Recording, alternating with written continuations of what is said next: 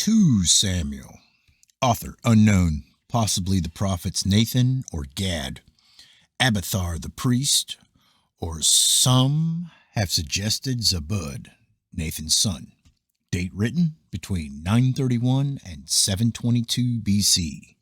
Purpose: with the exception of Moses, perhaps no other Old Testament character is more loved or celebrated than King David.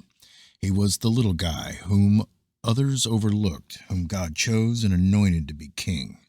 1 Samuel shows us the failed leadership of man's government, where his heart is insecurely focused on self, and how David endured, developed, and was destined for the throne.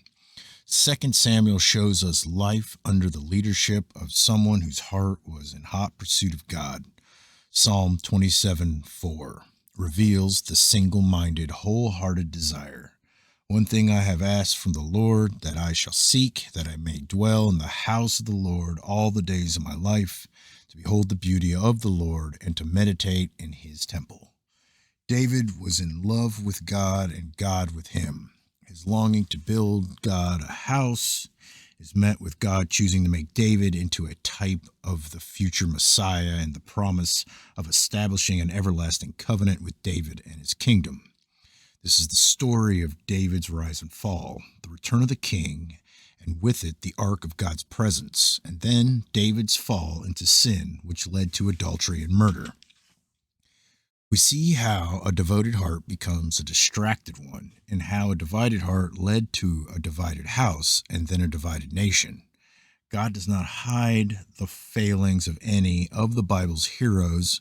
We see the good, the bad, and the ugly, the sorrows and struggles, the triumphs and mistakes. David was fierce as a warrior, but failed as a father. But God's faithfulness, love, and compassion endure forever as David is once again restored to the throne. Key verses. Then David the king went in and sat before the Lord, and he said, "Who am I, O Lord God, and what is my house, that you have brought me this far? And yet this was insignificant in your eyes, O Lord God, for you have spoken also of the house of your servant concerning the distant future." 2 Samuel 7:18 and 19. Key people: David, Abner, that's Joab, Nathan, Mephibosheth, Bathsheba, Uriah, Amnon, Absalom. All right. Second book of Samuel 1. David learns of Saul's death. Now it came about after the death of Saul, when David had returned from the slaughter of the Amalekites, that David remained 2 days in Ziklag. On the third day, behold, a man came out of the camp from Saul, with his clothes torn and dust on his head. And it came about, when he came to David, that he fell to the ground and prostrated himself. Then David said to him, "From where do you come?" And he said to him, "I have escaped from the camp of Israel." David said to him, "How did things go? Please tell me." And he said, "The people have fled from the battle, and also many of the people have fallen and are dead. And Saul and Jonathan, his son, are dead also." So David said to the young man who told him, "How do you know that Saul and his son Jonathan are dead?" The young man who told him said, "By chance I happened to be on Mount Gilboa, and behold, Saul was leaning on his spear, and behold, the chariots and the horsemen pursued him closely. When he looked behind him, he saw me, and he called to me, and I said, 'Here I am.' He said to me, 'Who are you?' And I answered him, 'I am an Amalekite.' And he said to me, 'Please stand beside me and kill me, for agony has seized me, because my life still lingers in me.' So I stood beside him and killed him, because I knew that he could not live after he had fallen. And I took the crown which was on his head and the bracelet which was on his arm, and I have brought them here to my Lord." Then David took hold of his clothes and tore them, and so also did all the men who were with him. They mourned and wept and fasted until evening for Saul and his son Jonathan, and for the people of the Lord and the house of Israel, because they had fallen by the sword. David said to the young man who told him, "Where are you from?" And he answered, "I am the son of an alien, an Amalekite." Then David said to him, "How is it you were not afraid to stretch out your hand to destroy the Lord's anointed?"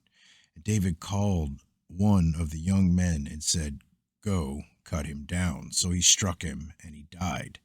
David said to him, "Your blood is on your head, for your mouth has testified against you, saying, 'I have killed the Lord's anointed.'" 2 Samuel 1:17, David's dirge for Saul and Jonathan.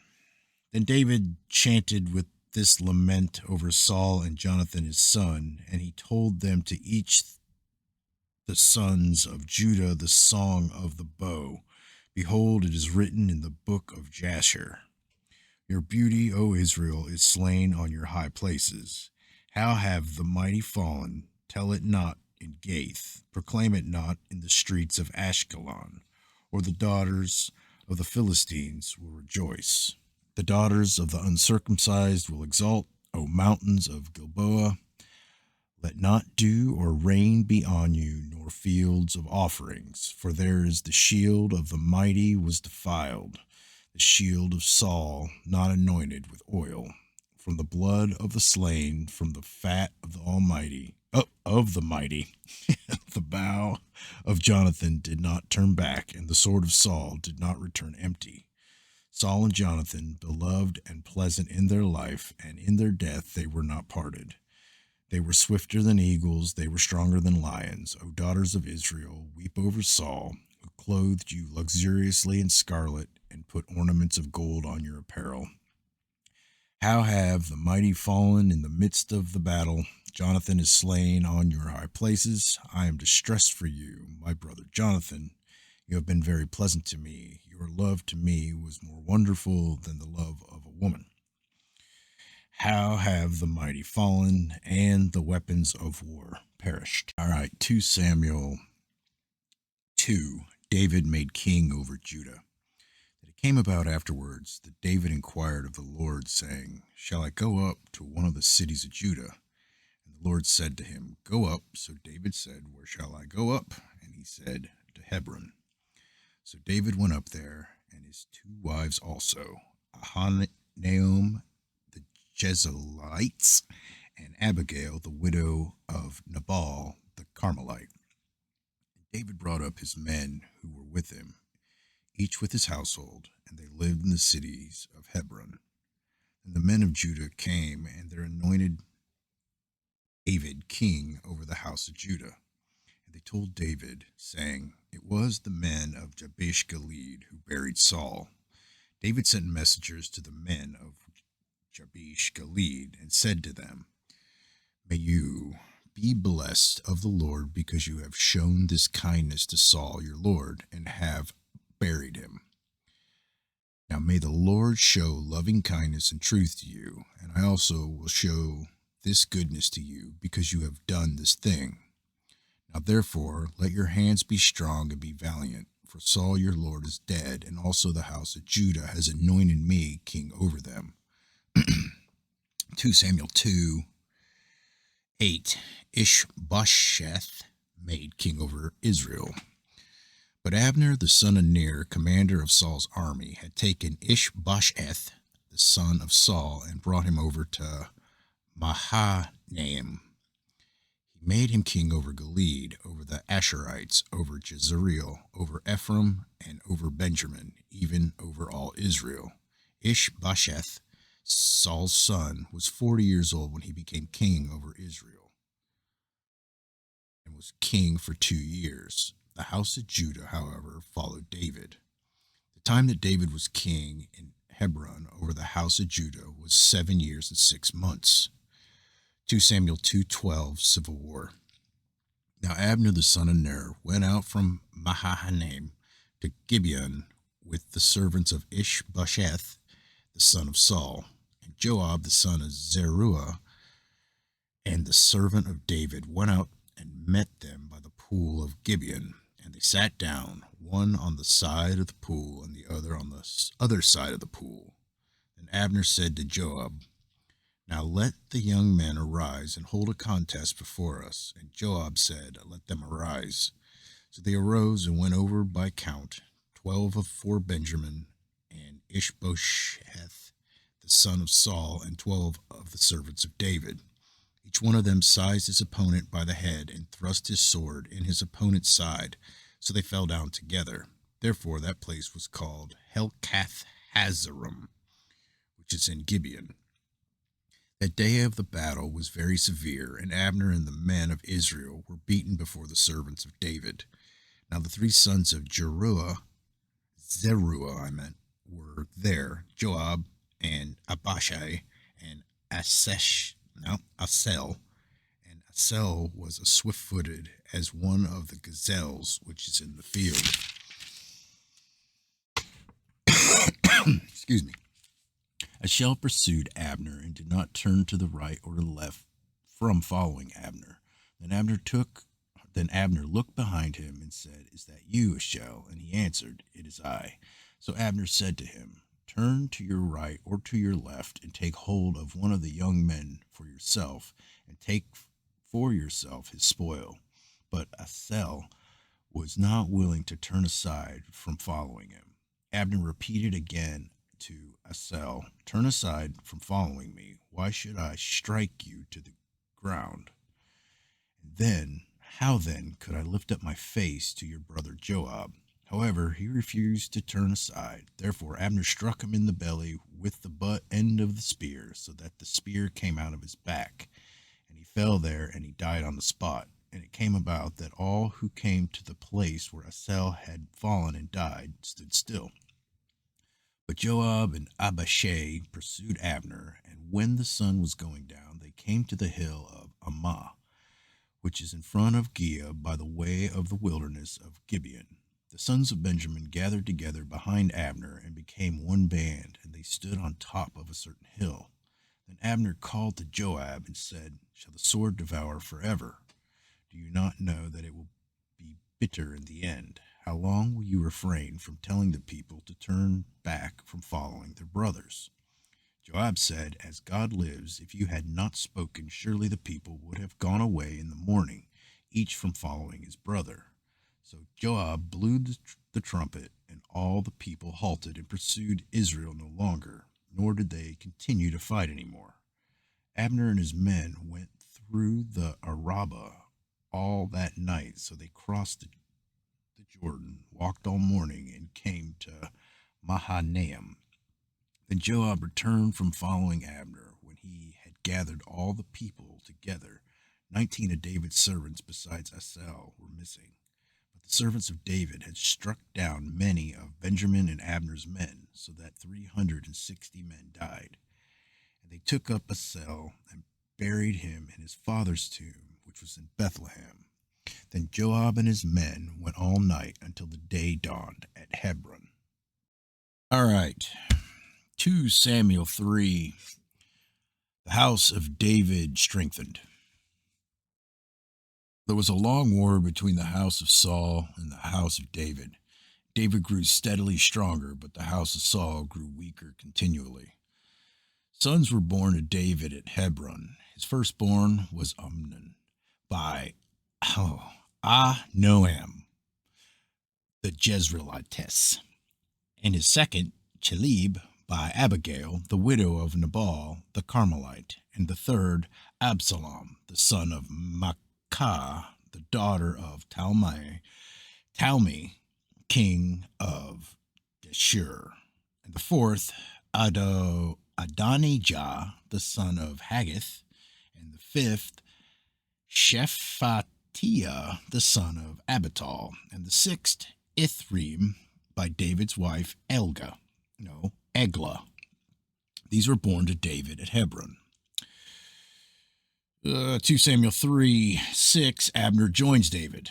It came about while there was war between the house of Saul and the house of David that Abner was making himself strong in the house of Saul. Now Saul had a concubine whose name was Rizpah, the daughter of Aiah, and Ishbosheth said to Abner, Why have you gone into my father's concubine? Then Abner was very angry over the words of Ishbosheth and said, Am I a dog's head that belongs to Judah? Today I show kindness to the house of Saul your father, to his brothers, and to his friends, and have not delivered you into the hands of David.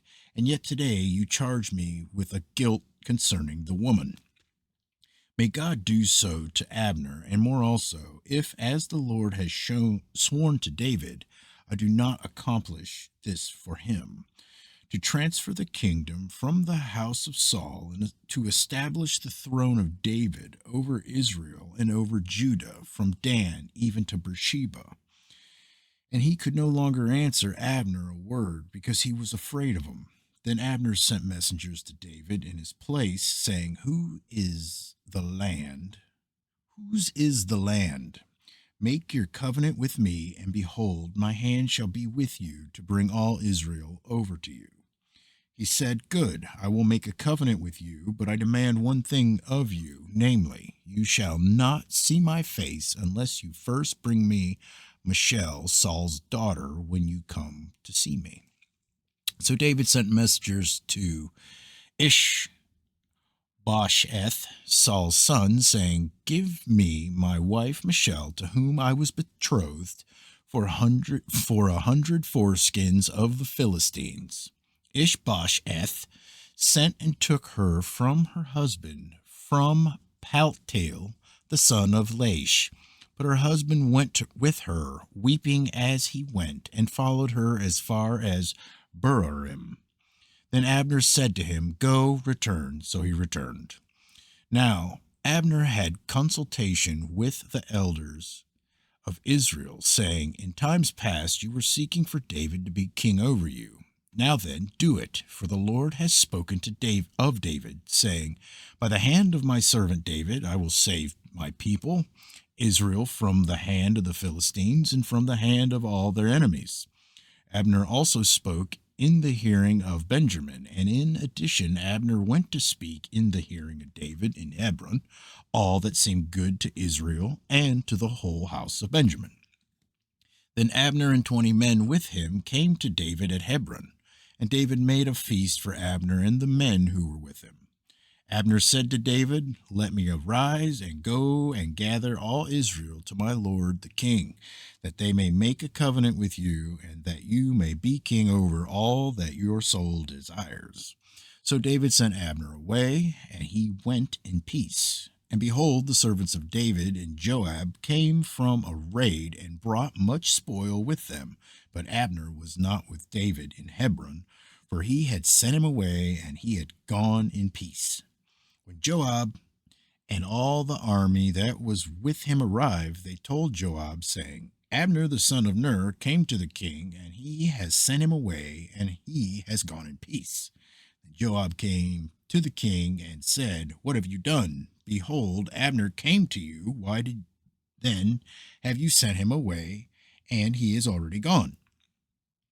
You know, Abner the son of Ner, that he came to deceive you and to learn of your going out and coming in and to find out all that you are doing.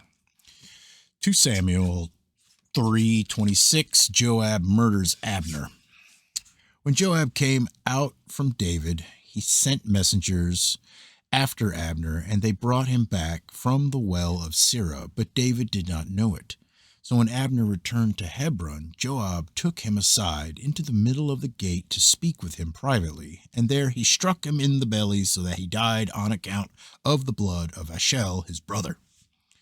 Afterward, when David heard it, he said, I and my kingdom are innocent before the Lord forever of the blood of Abner, the son of Ner.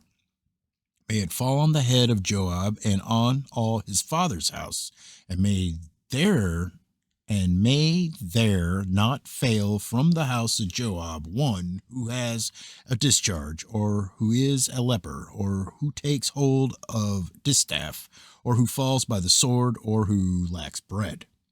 So Joab and Abishai, his brother, killed Abner because he put their brother Ashel to death in the battle of Gibeon. 2 Samuel 3:31. David mourns Abner. Then David said to Joab and to all the people who were with him, Tear your clothes and gird on sackcloth and tear your clothes and gird on sackcloth and lament before Abner. And King David walked behind the bier. Thus they buried Abner in Hebron, and the king lifted up his voice and wept at the grave of Abner, and all the people wept. The king chanted a lament for Abner and said, Should Abner die as a fool dies? Your hands were not bound, nor your feet put in fetters. As one falls before the wicked, you have fallen. And all the people wept again over him. Then all the people came to persuade David to eat bread while it was still day. But David vowed, saying, My God, do so to me, and more also, if I taste bread or anything else before the sun goes down. Now all the people took note of it, and it pleased them, just as everything the king did pleased all the people. So all the people and all Israel understood that day that it had not been the will of the king to put Abner the son of Ner to death. Then the king said to his servants, Do you not know that a prince and a great man has fallen this day in Israel? I am weak today, though anointed king, and these men, the sons of Zerah, are too difficult for me. May the Lord repay the evildoer according to his evil. All right, 2 Samuel 4, Ishbosheth murdered. Now when Ishbosheth, Saul's son, heard about Abner had died in Hebron, he lost courage, and all Israel was disturbed. Saul's son had 2 men who were commanders of bands. The name of one was Bana, and the name of the other was Rechab, sons of Rimmon and Beerothite, of the sons of Benjamin, for Beeroth is also considered part of Benjamin. And the Beerothites fled to Gittim and have been aliens there until this day. Now Jonathan, Saul's son, had a son crippled in his feet. He was 5 years old when the report of Saul and Jonathan came from Jezreel, and his nurse took him up and fled. And it happened that in her hurry to flee he fell and became lame. And his name was Mephibosheth.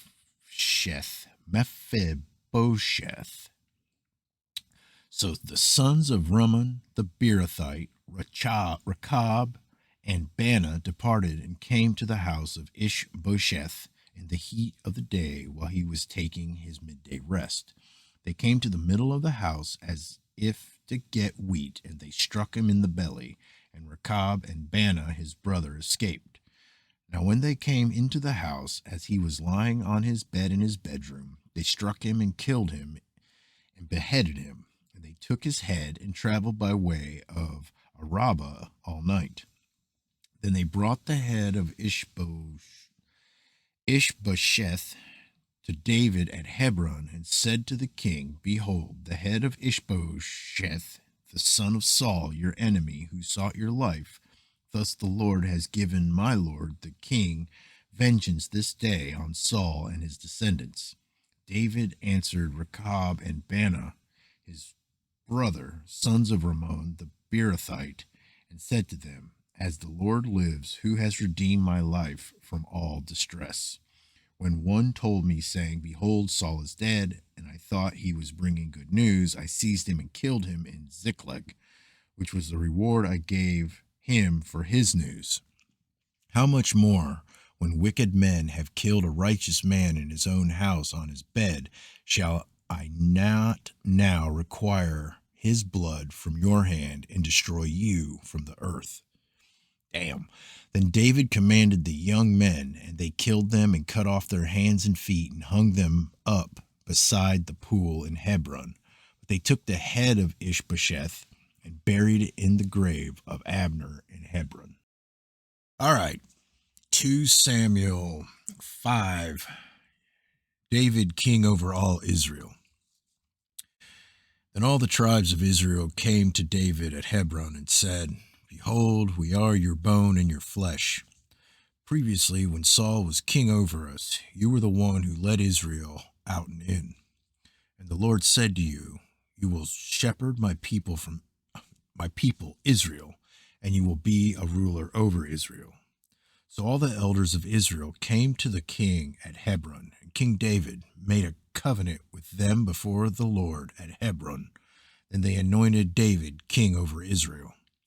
David was 30 years old when he became king, and he reigned for 40 years. At Hebron, he reigned over Judah 7 years and 6 months, and in Jerusalem, he reigned 33 years over all Israel and Judah. Now the king and his men went to Jerusalem against the Jebusites, the inhabitants of the land, and they said to David, "You should not come in here, but the blind and lame will turn you away," thinking David cannot enter here. Nevertheless, David captured the stronghold of Zion, that is, the city of David. David said on that day, "Whoever would strike the Jebusites, let him reach the lame and the blind, who are hated by David's soul, through the water tunnel." Therefore, they say, "The blind or the lame shall not come into the house." So David lived in the stronghold and called it the city of David. David built all around from the Millo and inward. David became greater and greater, for the Lord of hosts was with him. Then Hiram, the king of Tyre, sent messengers to David with cedar trees and carpenters and stonemasons, and they built a house for David. David realized that the Lord had established him as king over Israel, and that he had exalted his kingdom for the sake of his people, Israel. Meanwhile, David took more concubines and wives from Jerusalem after he came from Hebron, and more sons and more daughters were born to David. Now these are the names of those who were born to him in Jerusalem. Great. Shammua, Shobab, Nathan, Solomon, Ebhar, Elishua, Nepheg, Japhia, Elishama, Eladia, Eliphelet. 2 Samuel 5:17, war with the Philistines. When the Philistines heard that they had anointed David king over Israel, all the Philistines went up to seek out David, and when David heard of it, he went down to the stronghold. Now the Philistines came and spread themselves out in the valley of Rephaim. Then David inquired of the Lord, saying, "Shall I go up against the Philistines? Will you give them into my hand?" And the Lord said to David, "Go up, for I will certainly give the Philistines into your hand." So David came to Baal Perazim and defeated them there. And he said, "The Lord has broken through my enemies before me like the breakthrough of waters." Therefore he named that place Baal Perazim. They abandoned their idols there, so David and his men carried them away. Now the Philistines came up once again and spread themselves out in the valley of Rephaim. When David inquired of the Lord, he said, "You should not go directly up. Circle around behind them and come at them in front of the balsam trees. It shall be when you hear the sound of marching in the tops of the balsam trees, then you shall act promptly, for then the Lord will have gone out before you to strike the army of the Philistines." And David did so, just as the Lord had commanded him, and struck down the Philistines from Geba as far as Gezer. All right, 2 Samuel 6, peril in moving the ark. Now David again gathered all the chosen men of Israel, 30,000. David rose and went with all the people who were with him to Baal, Judah, to bring up from there the ark of God, which is called by the very name of the Lord of hosts, who is enthroned above the cherubim. They placed the ark of God on a new cart, that they might bring it from the house of Abinadab, which was on the hill, and Uzzah and Aho, the sons of Abinadab, were leading the new cart. So they brought it with the ark of God from the house of Abinadab, which was on the hill, and Aho was walking ahead of the ark. Meanwhile, David and all the house of Israel were celebrating before the Lord with all kinds of instruments made of fir wood, and with lyres, harps, tambourines, castanets, and cymbals. But when they came to the threshing floor of Nakon, Uzzah reached out towards the ark of God and took hold of it, for the oxen nearly upset it. And the anger of the Lord burned against Uzzah, and God struck him down there for his irreverence, and he died there by the ark of God. David became angry because of the Lord's outburst against Uzzah, and that place is called Perez Uzzah to this day. So David was afraid of the Lord that day, and he said, "How can the ark of the Lord come to me?" And David was unwilling to move the ark of the Lord into the city of David with him. But David took it aside to the house of Obed-Edom, the Gittite. Thus the ark of the Lord remained in the house of Obed-Edom, the Gittite, 3 months, and the Lord blessed Obed-Edom and all his household. 2 Samuel 6:12, the ark is brought to Jerusalem. Now it was told King David, saying, "The Lord has blessed the house of Obed-Edom and all that belongs to him, on account of the ark of God." David went and brought up the ark of God from the house of Obed-Edom into the city of David with gladness. And so it was that when the bearers of the ark of the Lord had gone 6 paces, he sacrificed an ox and a fatling. And David was dancing before the Lord with all his might, and David was wearing a linen ephod. So David and all the house of Israel were bringing up the ark of the Lord with shouting and the sound of the trumpet. Then it happened, as the ark of the Lord came into the city of David, that Michal, the daughter of Saul, looked out the window and saw King David leaping and dancing before the Lord, and she despised him in her heart. So they brought in the ark of the Lord and set it in its place inside the tent which David had pitched for it. And David offered burnt offerings and peace offerings before the Lord. When David had finished offering the burnt offering and the peace offering, he blessed the people in the name of the Lord of hosts. Further, he distributed to all the people, to all the multitude of Israel, both to men and women, a cake of bread and one of dates and one of raisins to each one. Then all the people departed, each to his house. But when David returned to bless his household, Michal, the daughter of Saul, came out to meet David and said, "How the king of Israel distinguished himself today. He uncovered himself today in the eyes of his servants' maids, as one of the foolish ones shamelessly uncovers himself." So David said to Michal, "It was before the Lord who chose me above your father and above all his house to appoint me ruler over the people of the Lord, over Israel. Therefore I will celebrate before the Lord. I will be more lightly esteemed than this, and will be humble in my own eyes. But with the maids of whom you have spoken, with them I will be distinguished." Michal, the daughter of Saul, had no child to the day of her death. All right. 2 Samuel 7. David plans to build a temple. Now it came about when the king lived in his house, and the Lord had given him rest on every side from all his enemies, that the king said to Nathan the prophet, "See, now I dwell in a house of cedar, but the ark of God dwells within tent curtains." Nathan said to the king, "Go, do all that is in your mind, for the Lord is with you." But in the same night the word of the Lord came to Nathan, saying, "Go and say to my servant David, thus says the Lord, are you the one who should build me a house to dwell in? For I have not dwelt in a house since the day I brought up the sons of Israel from Egypt, even to this day, but I have been moving about in a tent, even in a tabernacle.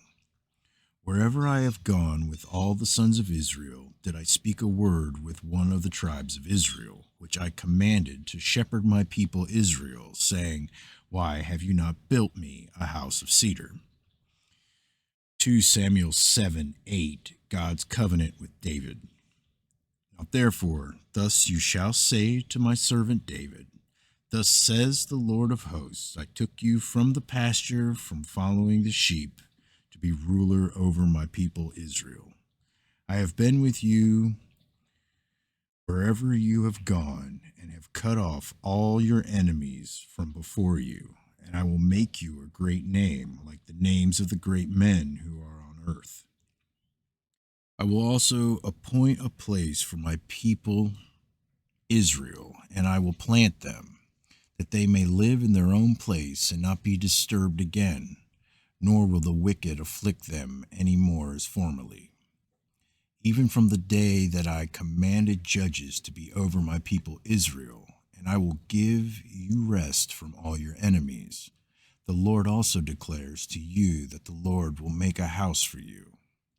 When your days are complete and you lie down with your fathers, I will raise up your descendants after you, who will come forth from you, and I will establish his kingdom.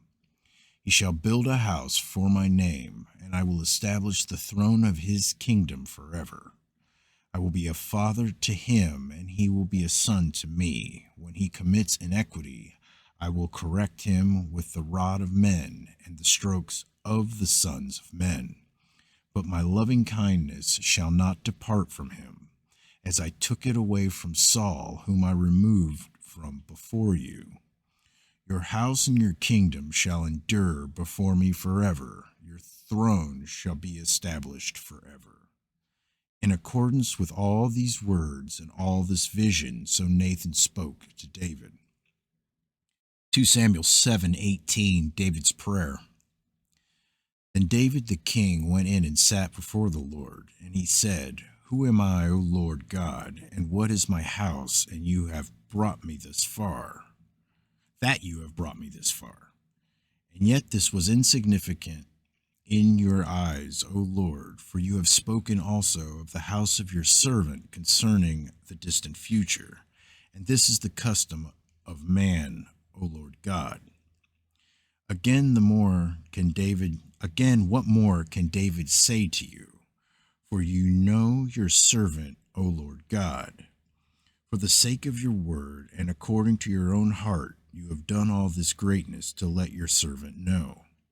For this reason you are great, O Lord God, for there is none like you, and there is no God beside you, according to all that we have heard with our ears. And what one nation on the earth is like your people Israel, whom God went to redeem for himself as a people, and to make a name for himself, and to do a great thing for you, and awesome things for your land, before your people, whom you have redeemed for yourself from Egypt, from nations and their gods. For you have established for yourself your people Israel as your own people forever, and you, O Lord, have become their God. Now therefore, O Lord God, the word that you have spoken concerning your servant as his house, confirm it forever, and do as you have spoken, that your name may be magnified forever, by saying, The Lord of hosts is God over Israel, and may the house of your servant David be established before you. For you, O Lord of hosts, the God of Israel, have made a revelation to your servant, saying, I will build you a house. Therefore your servant has found courage to pray this prayer to you. Now, O Lord God, you are God, and your words are truth, and you have promised this good thing to your servant. Now therefore may it please you to bless the house of your servant, that it may continue forever before you. For you, O Lord God, have spoken, and with your blessing may the house of your servant be blessed forever. All right, 2 Samuel 8. David triumphs. Now after this it came about that David defeated the Philistines and subdued them. And David took control of their chief city from the hand of the Philistines. He defeated Moab and measured them with the line, making them lie down on the ground, and he measured 2 lines to put to death, 1 full line to keep alive. And the Moabites became servants to David, bringing tribute. Then David defeated Hadadezer, the son of Rahab, king of Zobah, as he went to restore his rule at the river. David captured from him 1,700 horsemen and 20,000 foot soldiers. And David hamstrung the chariot horses, but reserved enough of them for 100 chariots. Then the Arameans of Damascus came to help Hadadezer, king of Zobah. David killed 22,000 Arameans. Then David put garrisons among the Arameans of Damascus, and the Arameans became servants to David, bringing tribute. And the Lord helped David wherever he went. David took the shields of gold which were carried by the servants of Hadadezer and brought them to Jerusalem. From Beta and from Berothai, cities of Hadadezer, King David took a very large amount of bronze. Now when Toi, king of Hamath, heard that David had defeated all the army of Hadadezer, Toi sent Joram, his son, to King David to greet him and bless him, because he had fought against Hadadezer and defeated him, for Hadadezer had been at war with Toi. And Joram brought with him articles of silver, of gold, and of bronze.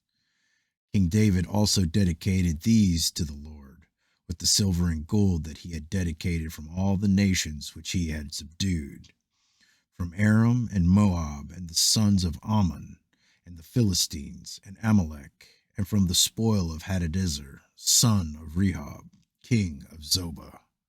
So David made a name for himself when he returned from killing 18,000 Armenians in the valley of Salt. He put garrisons in Edom.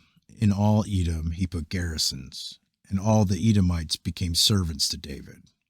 And the Lord helped David wherever he went. So David reigned over all Israel, and David administered justice and righteousness for all his people. Joab, the son of Zeruiah, was over the army, and Josaphat, the son of Ahilud, was recorder.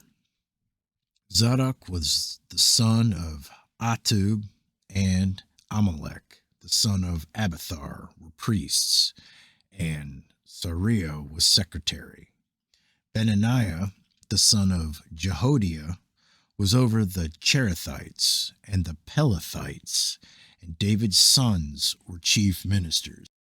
All right, 2 Samuel 9, David's kindness to Mephibosheth.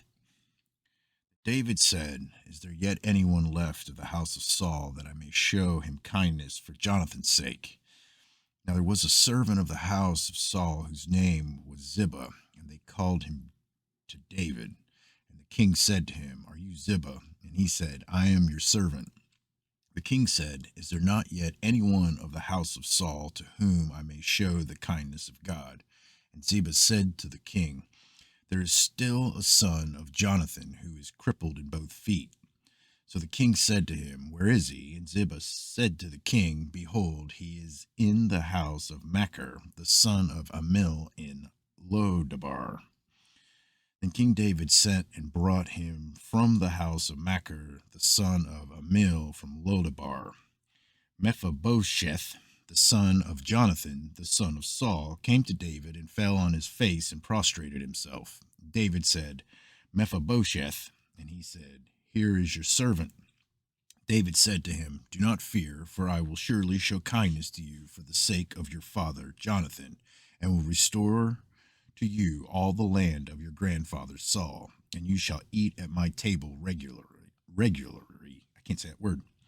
Again he prostrated himself and said, "What is your servant that you should regard a dead dog like me?"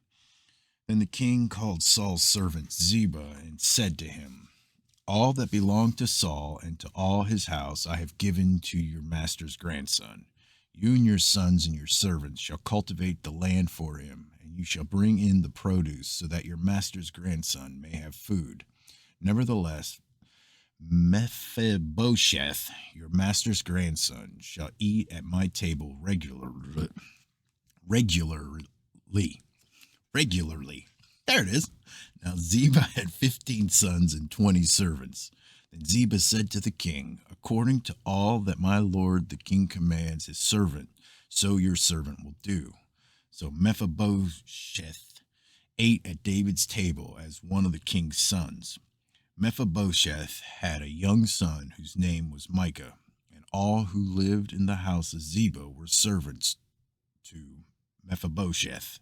So Mephibosheth lived in Jerusalem, for he ate at the king's table regularly. Now he was lame in both feet. All right, 2 Samuel 10. Ammon and Armon. No, Ammon and Aram defeated. Now it happened afterwards that the king of the Ammonites died, and Hanun, his son, became king in his place. Then David said, "I will show kindness to Hanun, the son of Nahash, just as his father showed kindness to me." So David sent some of his servants to console him concerning his father. But when David's servants came to the land of the Ammonites, the princes of the Ammonites said to Hanun, their lord, "Do you think that David is honoring your father because he sent consolers to you? Has David not sent his servants to you in order to search the city, to spy it out and overthrow it?" So Hanun took David's servants and shaved off half of their beards and cut off their garments in the middle as far as their hips and sent them away. When they told it to David, he sent to meet them, for the men were greatly humiliated. And the king said, "Stay at Jericho until your beards grow, and then return." Now when the sons of Ammon saw that they had become odious to David, the sons of Ammon sent and hired the Arameans of Beth Raam and the Arameans of Zobah, 20,000 foot soldiers, and the king of Makkah with 1,000 men, and the men of Tob with 12,000 men. When David heard of it, he sent Joab and all the army, the mighty men. The sons of Ammon came out and drew up in battle array at the entrance of the city, while the Arameans of Zobah and of Rehob and the men of Tob and Makkah were themselves in the field. Now when Joab saw that the battle was set against him in front and in the rear, he selected from all the choice men of Israel and arrayed them against the Arameans. But the remainder of the people he placed in the hand of Abishai his brother, and he arrayed them against the sons of Ammon.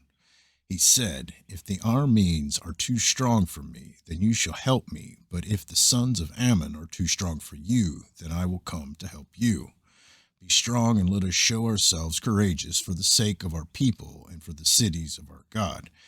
And may the Lord do what is good in his sight." So Joab and the people who were with him drew near to the battle against the Arameans, and they fled before him. When the sons of Ammon saw that the Arameans fled, they also fled before Abishai and entered the city. Then Joab returned from fighting against the sons of Ammon and came to Jerusalem. When the Arameans saw that they had been defeated by Israel, they gathered themselves together. And Hadadezer sent and brought out the Arameans who were beyond the river, and they came to Helam. And Shobach, the commander of the army of Hadadezer, led them. Now when it was told David, he gathered all Israel together and crossed the Jordan and came to Helam. And the Arameans arrayed themselves to meet David and fought against them. But the Arameans fled before Israel, and David killed 700 charioteers of the Arameans and 40,000 horsemen, and struck down Shobach, the commander of their army, and he died there. When the king's servants of Hadadezer saw that they were defeated by Israel, they made peace with Israel and served them. So the Arameans feared to help the sons of Ammon anymore. That's it. 2 Samuel 11, Bathsheba and David's great sin. Then it happened in the spring, at the time when kings go out to battle, that David sent Joab and his servants with him and all Israel, and they destroyed the sons of Ammon and besieged Rabbah. But David stayed at Jerusalem. Now, when evening came, David arose from his bed and walked around on the roof of the king's house. And from the roof he saw a woman bathing, and the woman was very beautiful in appearance. Excuse me.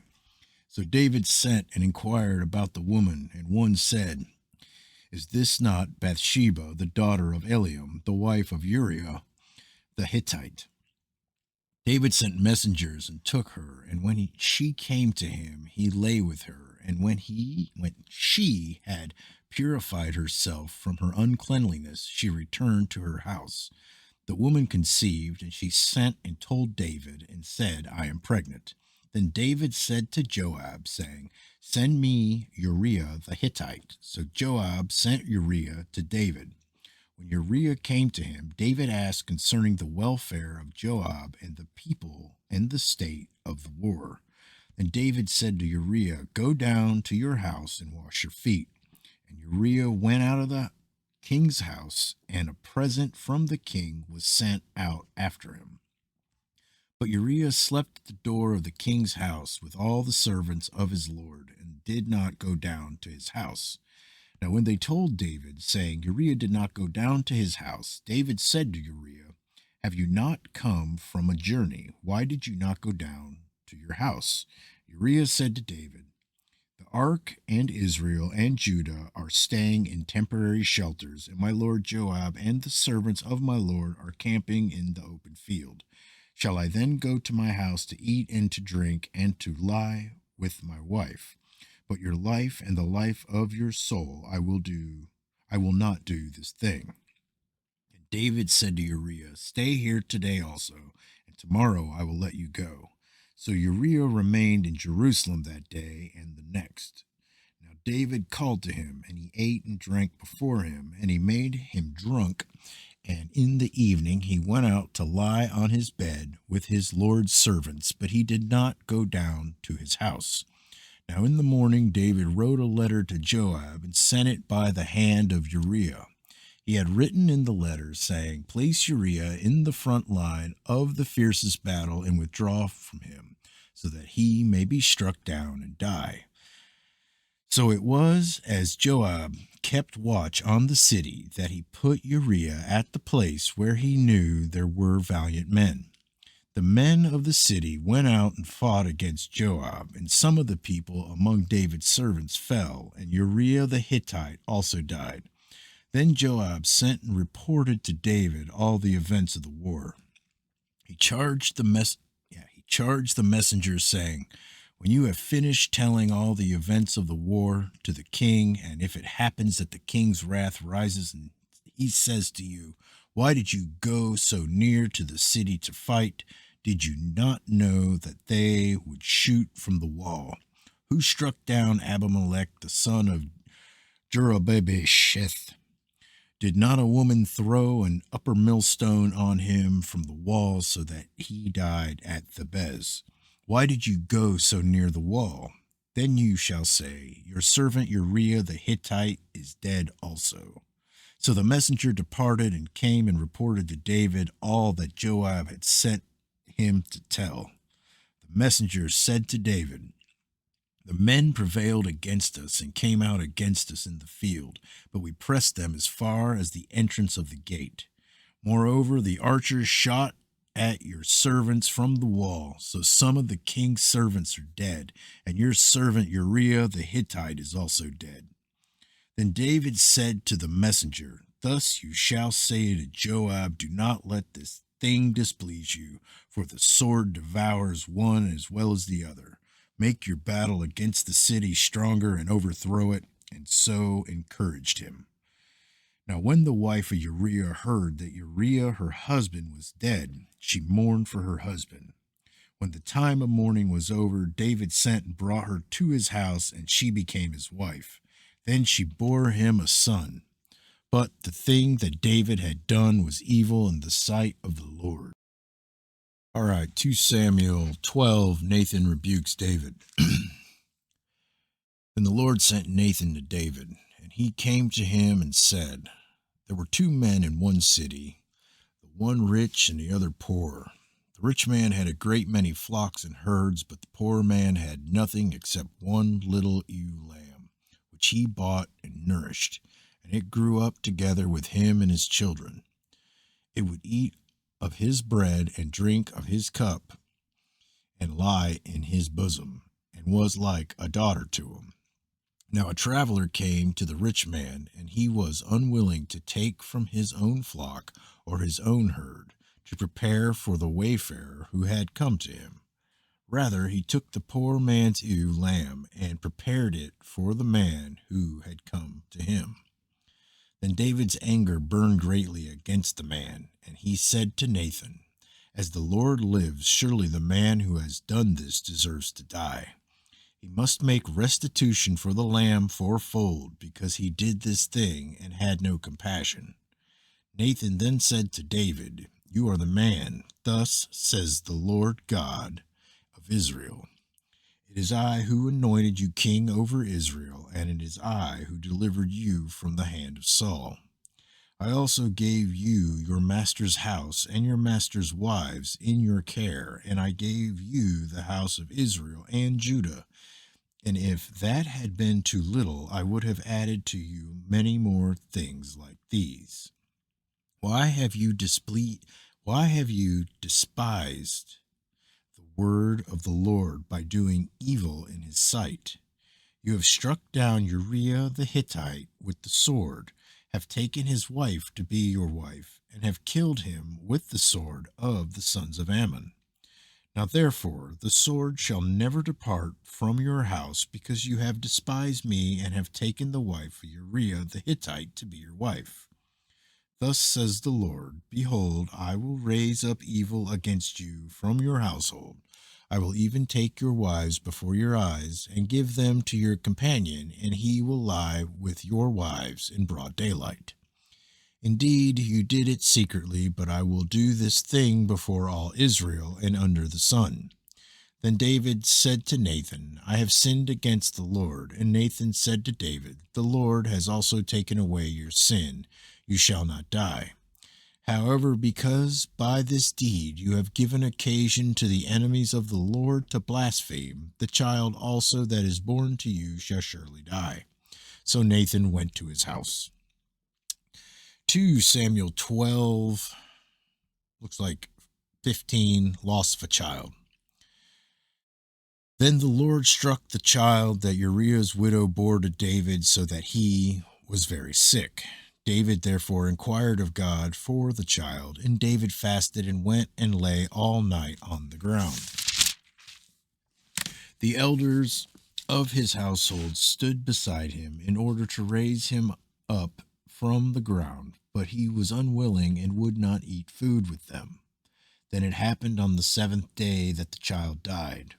All the servants of David were afraid to tell him that the child was dead, for they said, "Behold, while the child was still alive, we spoke to him, and he did not listen to our voice.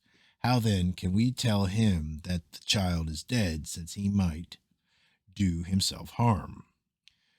But then David saw that his servants were whispering together. David perceived that the child was dead. So David said to his servants, "Is the child dead?" And they said, "He is dead."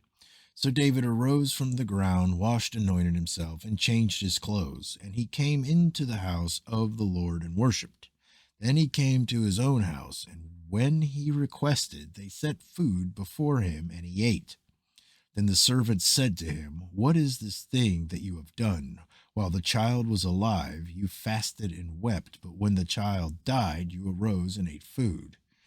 He said, "While the child was still alive, I fasted and wept, for I said, 'Who knows, the Lord may be gracious to me, that the child may live.' But now he has died, why should I fast?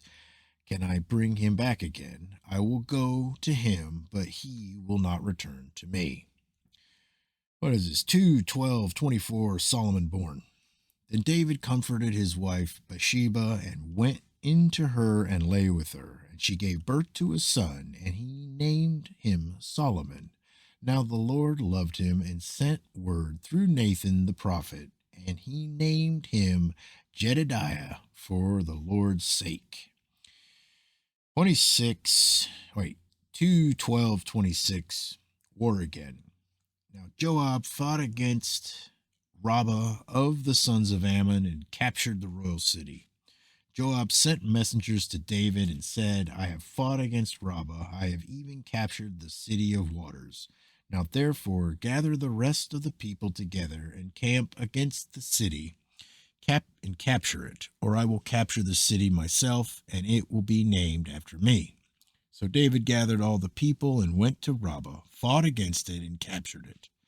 Then he took the crown of their king from his head, and its weight was a talent of gold, and in it was a precious stone, and it was placed on David's head. And he brought out the spoil of the city in great amounts. He also brought out the people who were in it and set them under saws, sharp iron instruments, and iron axes, and made them pass through the bricklin. And thus he did to all the cities of the sons of Ammon. Then David and all the people returned to Jerusalem. All right, 2 Samuel 13, Amnon and Tamar. Now it was after this that Absalom, the son of David, had a beautiful sister whose name was Tamar, and Amnon, the son of David, loved her. Amnon was so afraid because of his sister Tamar that he made himself ill, for she was a virgin, and it seemed hard to Amnon to do anything to her. But Amnon had a friend whose name was Jonadab, the son of Shema, David's brother, and Jonadab was a very shrewd man. He said to him, O son of the king, why are you so depressed morning after morning? Will you not tell me? Then Amnon said to him, I am in love with Tamar, the sister of my brother Absalom. Jonadab then said to him, Lie down on your bed and pretend to be ill. When your father comes to see you, say to him, Please let my sister Tamar come and give me some food to eat, and let her prepare the food in my sight, that I may see it and eat from her hand. So Amnon lay down and pretended to be ill. When the king came to see him, Amnon said to the king, Please let my sister Tamar come and make me a couple of cakes in my sight, that I may eat from her hand. And David sent to the house for Tamar, saying, Go now to your brother Amnon's house and prepare food for him. So Tamar went to her brother Amnon's house, and he was laying down, and she took dough, kneaded it, made cakes in his sight, and baked the cakes. She took the pan and dished them out before him, but he refused to eat. And Amnon said, Have everyone go out from me. So everyone went out from him. Then Amnon said to Tamar, Bring the food into the bedroom, that I may eat from your hand. So Tamar took the cakes which she had made and brought them into the bedroom to her brother Amnon. When she brought them to him to eat, he took hold of her and said to her, Come lie with me, my sister. But she answered him, No, my brother, do not violate me, for such a thing is not done in Israel. Do not do this disgraceful thing. As for me, where could I get rid of my reproach? And as for you, you will be like one of the fools in Israel. Now, therefore, please speak to the king, for he will not withhold me from you. However, he would not listen to her. Since he was stronger than she, he violated her and lay with her. Then Amnon hated her with a very great hatred, for the hatred with which he hated her was greater than the love with which he had loved her. And Amnon said to her, Get up, go away. But she said to him, No, because this wrong in sending me away is greater than the other that you have done to me. Yet he would not listen to her. Then he called his young man who attended him and said, Now throw this woman out of my presence and lock the door behind her. Now she had on a long-sleeved garment, for in this manner the virgin daughters of the king dressed themselves in robes. And his attendant took her out and locked the door behind her. Tamar put ashes on her head and tore her long-sleeved garment which was on her. And she put her hand on her head and went away, crying aloud as she went. Then Absalom, her brother, said to her, Has Amnon your brother been with you? But now keep silent, my sister. He is your brother. Do not take this matter to heart. So Tamar remained and was desolate in her brother Absalom's house. Now, when King David heard of all these matters, he was very angry. But Absalom did not speak to Amnon either good or bad, for Absalom hated Amnon because he had violated his sister Tamar. Now it came about after 2 full years that Absalom had sheep shears in Balhazar, which is near Ephraim, and Absalom invited all the king's sons. 2 Samuel 13:24. Absalom avenges Tamar. Absalom came to the king and said, "Behold, now your servant has sheep shears. Please let the king and his servants go with your servant." But the king said to Absalom, "No, my son, we should not all go, for we will be burdensome to you." Although he urged him, he would not go, but blessed him. Then Absalom said, "If not, please let my brother Amnon go with us." And the king said to him, "Why should he go with you?" But then Absalom urged him, he let Amnon. But when Absalom urged him, he let Amnon and all the king's sons go with him.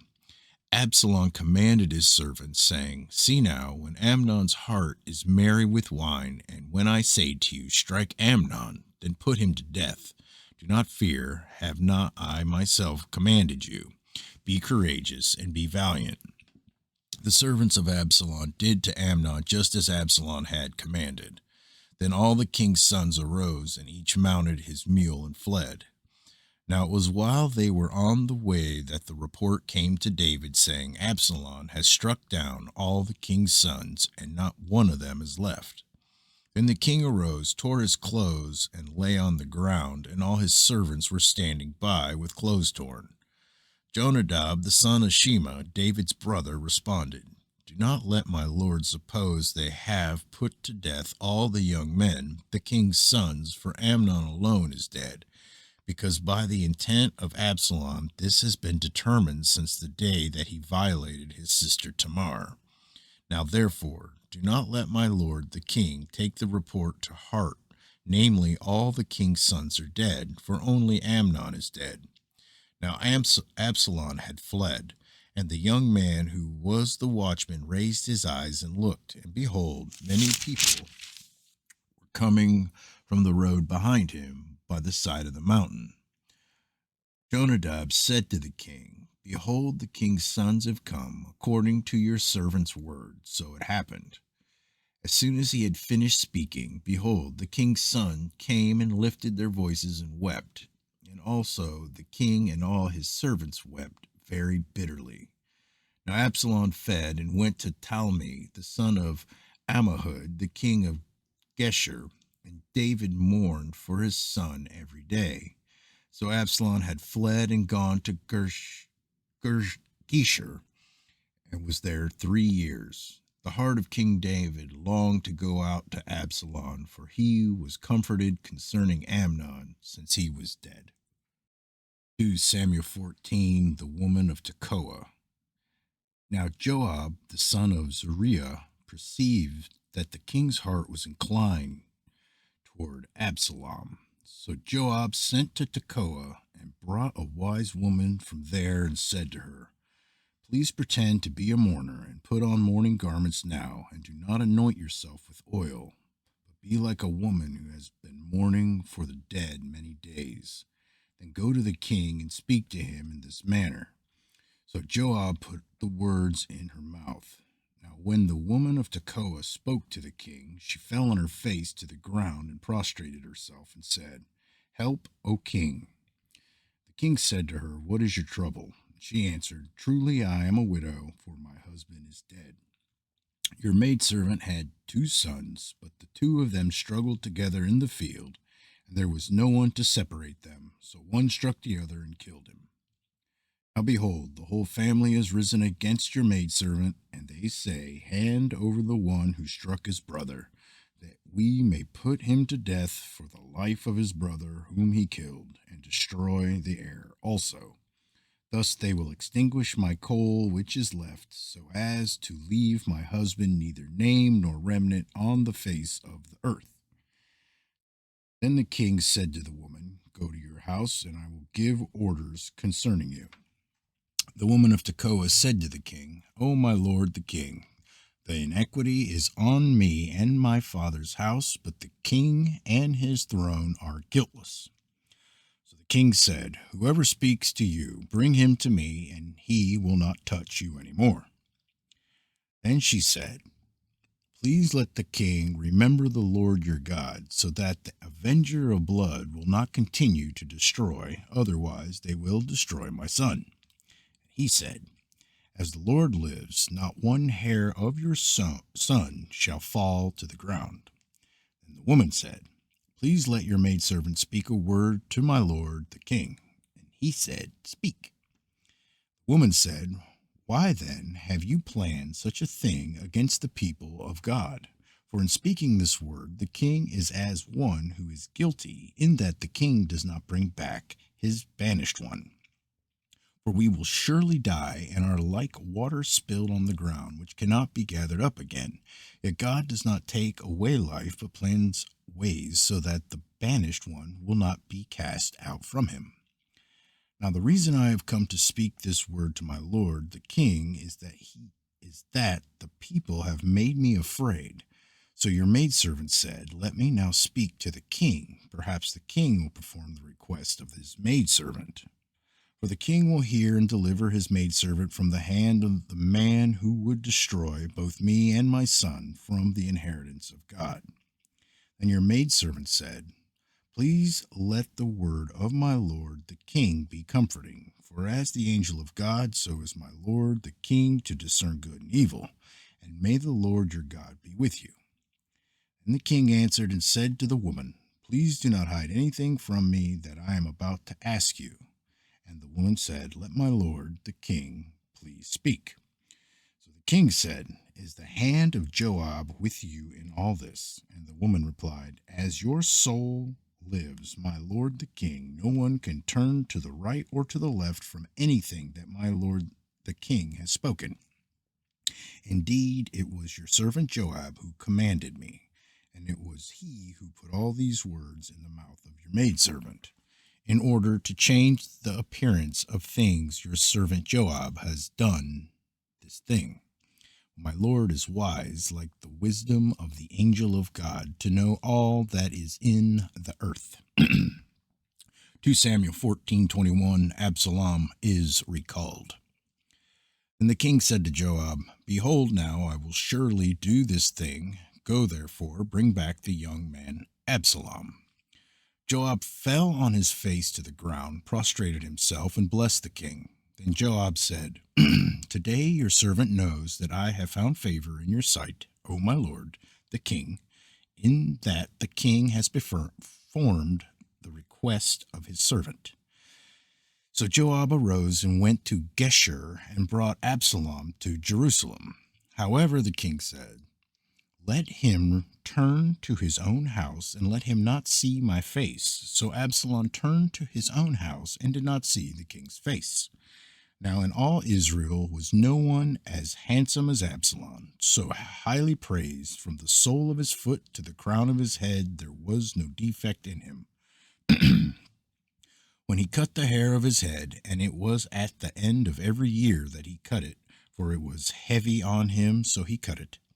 He weighed the hair of his head at 200 shekels by the king's weight. To Absalom there were born 3 sons and 1 daughter, whose name was Tamar. She was a woman of beautiful appearance. Now Absalom lived 2 full years in Jerusalem and did not see the king's face. Then Absalom sent for Joab to send him to the king, but he would not come to him.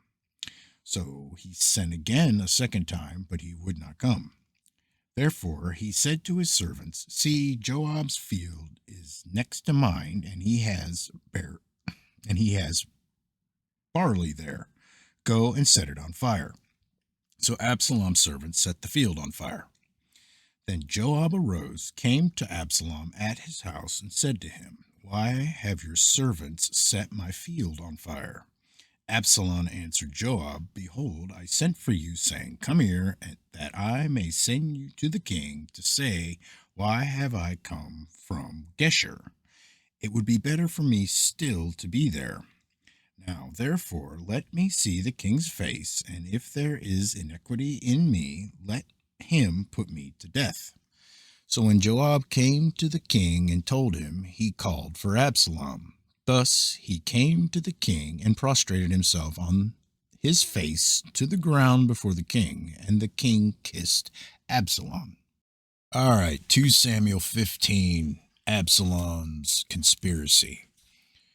Now it came about after this that Absalom provided for himself a chariot and horses and 50 men as runners before him. Absalom used to rise early and stand beside the way to the gate, and when any man had a suit to come to the king for judgment, Absalom would call to him and say, "From what city are you?" And he would say, "Your servant is from one of the tribes of Israel." Then Absalom would say to him, "See, your claims are good and right, but no man listens to you on the part of the king." Moreover, Absalom would say, "Oh, that one would appoint me judge in the land, then every man who has any suit or case could come to me, and I would give him justice." And when a man came near to prostrate himself before him, he would put out his hand and take hold of him and kiss him. In this manner Absalom dealt with all Israel who came to the king for judgment. So Absalom stole away the hearts of the men of Israel.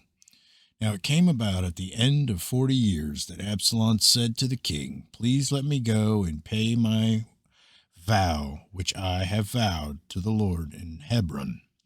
For your servant vowed a vow while he was living at Geshur in Aram, saying, 'If the Lord shall indeed bring me back to Jerusalem, then I will serve the Lord.'" The king said to him, "Go in peace." So he arose and went to Hebron. But Absalom sent spies throughout all the tribes of Israel, saying, "As soon as you hear the sound of the trumpet, then you shall say, 'Absalom is king in Hebron.'" Then 200 men went with Absalom from Jerusalem, who were invited and went innocently. That's the word. And then did not know anything. And they did not know anything. And Absalom sent for Ahithophel, no, Ahithophel, the Gilonite, David's counselor, from his city Gilah, while he was offering the sacrifices. And the conspiracy was strong, for the people increased continually with Absalom. 2 Samuel 15:13, David flees Jerusalem. Then a messenger came to David, saying, "The hearts of the men of Israel are with Absalom." David said to all his servants who were with him at Jerusalem, "Arise and let us flee, for otherwise none of us will escape from Absalom. Go in haste, or he will overtake us quickly and bring down calamity on us and strike the city with the edge of the sword." Then the king's servants said to the king, "Behold, your servants are ready to do whatever my lord and king chooses." So the king went out, and all his household with him, but the king left 10 concubines to keep the house. The king went out, and all the people with him, and they stopped at the last house.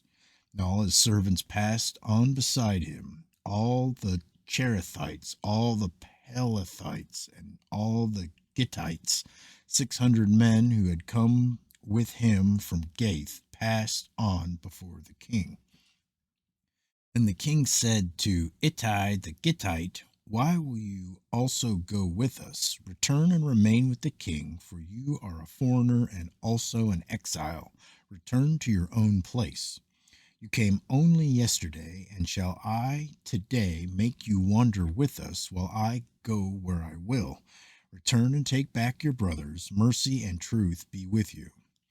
But Ittai answered the king and said, "As the Lord lives, and as my lord the king lives, surely wherever my lord the king may be, whether for death or for life, there also your servant will be." Therefore David said to Ittai, "Go and pass over." So Ittai the Gittite passed over with all his men and all the little ones who were with him. While all the country was weeping with a loud voice, all the people passed over. The king also passed over the brook Kidron, and all the people passed over towards the way of the wilderness. Now behold, Zadok also came, and all the Levites with him, carrying the ark of the covenant of God. And they set down the ark of God, and Abiathar came up until all the people had finished passing from the city. The king said to Zadok, return the ark of God to the city. If I find favor in the sight of the Lord, then he will bring me back again and show me both it and his habitation. But if he should say, thus I have no delight in you, behold, here I am, let him do to me as seems good to him. The king said also to Zadok the priest, are you not a seer? Return to the city in peace, and your two sons with you, your son Ahimaaz and Jonathan the son of Abiathar. See, I am going to wait at the fords of the wilderness until word comes from you to inform me. Therefore Zadok and Abiathar returned the ark of God to Jerusalem and remained there. And David went up the ascent of the Mount of Olives and wept as he went, and his head was covered, and he walked barefoot. Then all the people who were with him each covered his head and went up weeping as they went. Now someone told David, saying, Ahithophel is among the conspirators with Absalom. And David said, O Lord, I pray, make the counsel of Ahithophel foolishness. It happened as David was coming to the summit where God was worshipped, that behold, Ahishai the Archite met him with his coat torn and dust on his head. David said to him, if you pass over with me, then you will be a burden to me. But if you return to the city and say to Absalom, I will be your servant, O king, as I have been your father's servants in time past, so I will now be your servant. Then you can thwart the counsel of Ahithophel for me. Are not Zadok and Abiathar the priests with you there? So it shall be that wherever you hear from the king's house, you shall report to Zadok and Abiathar the priests. Behold, their two sons are with them there, Ahimaaz, Zadok's son, and Jonathan, Abiathar's son, and by them you shall send me everything that you hear. So Hushai, David's friend, came into the city, and Absalom came into Jerusalem. 2 Samuel 16, Ziba, a false servant. Now when David had passed a little beyond the summit, behold, Ziba, the servant of Mephibosheth, met him with a couple of saddled donkeys, and on them were 200 loaves of bread, 100 clusters of raisins, 100 summer fruits, and a jug of wine. The king said to Ziba, why do you have these? And Ziba said, the donkeys are for the king's household to ride, and the bread and summer fruit for the young men to eat, and the wine for whoever is faint in the wilderness to drink.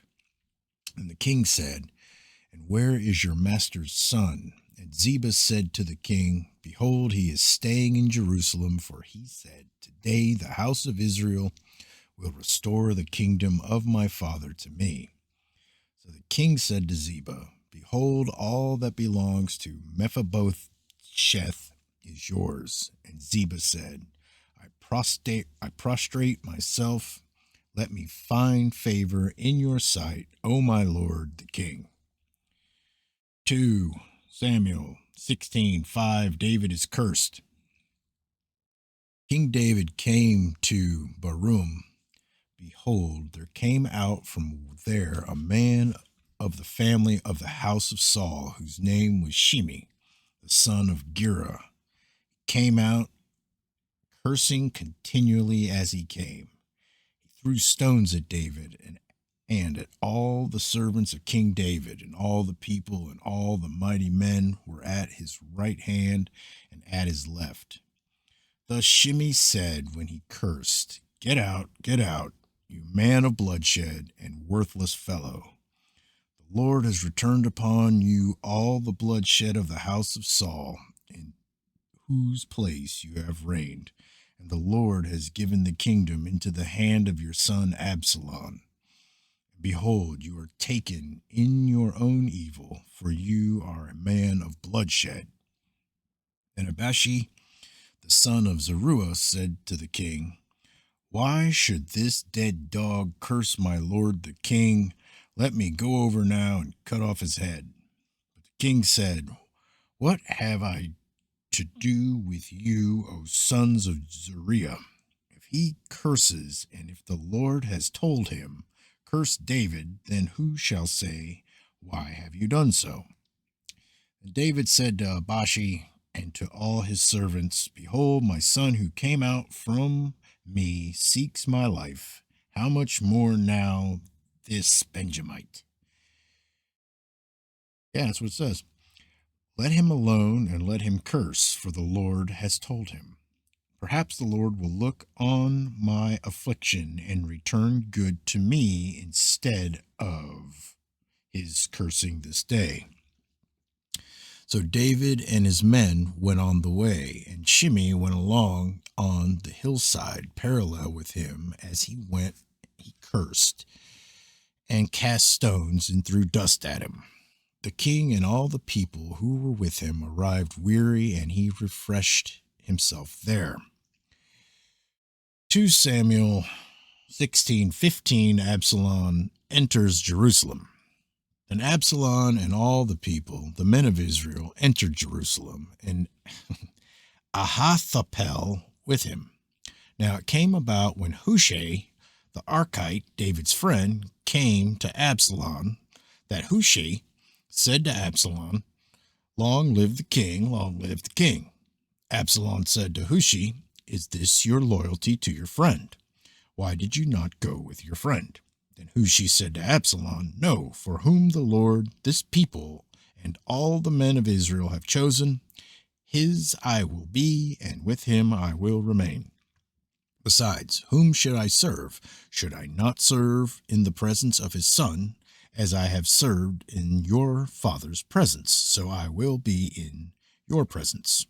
Then Absalom said to Ahithophel, Give your advice, what shall we do?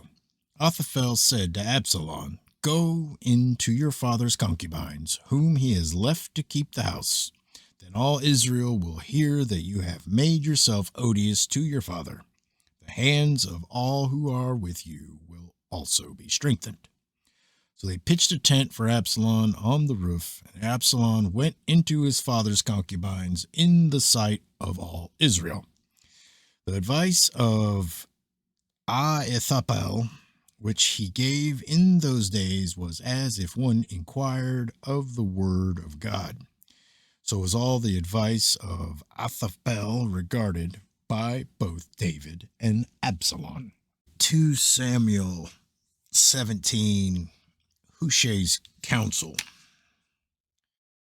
Furthermore, Ahithophel said to Absalom, Please let me choose 12,000 men that I may arise and pursue David tonight. I will come upon him while he is weary and exhausted and terrify him, so that all the people who are with him will flee. Then I will strike down the king alone, and I will bring back all the people to you. The return of everyone depends on the man you seek. Then all the people will be at peace. So the plan pleased Absalom and all the elders of Israel. Then Absalom said, Now call Hushai the Archite also, and let us hear what he has to say.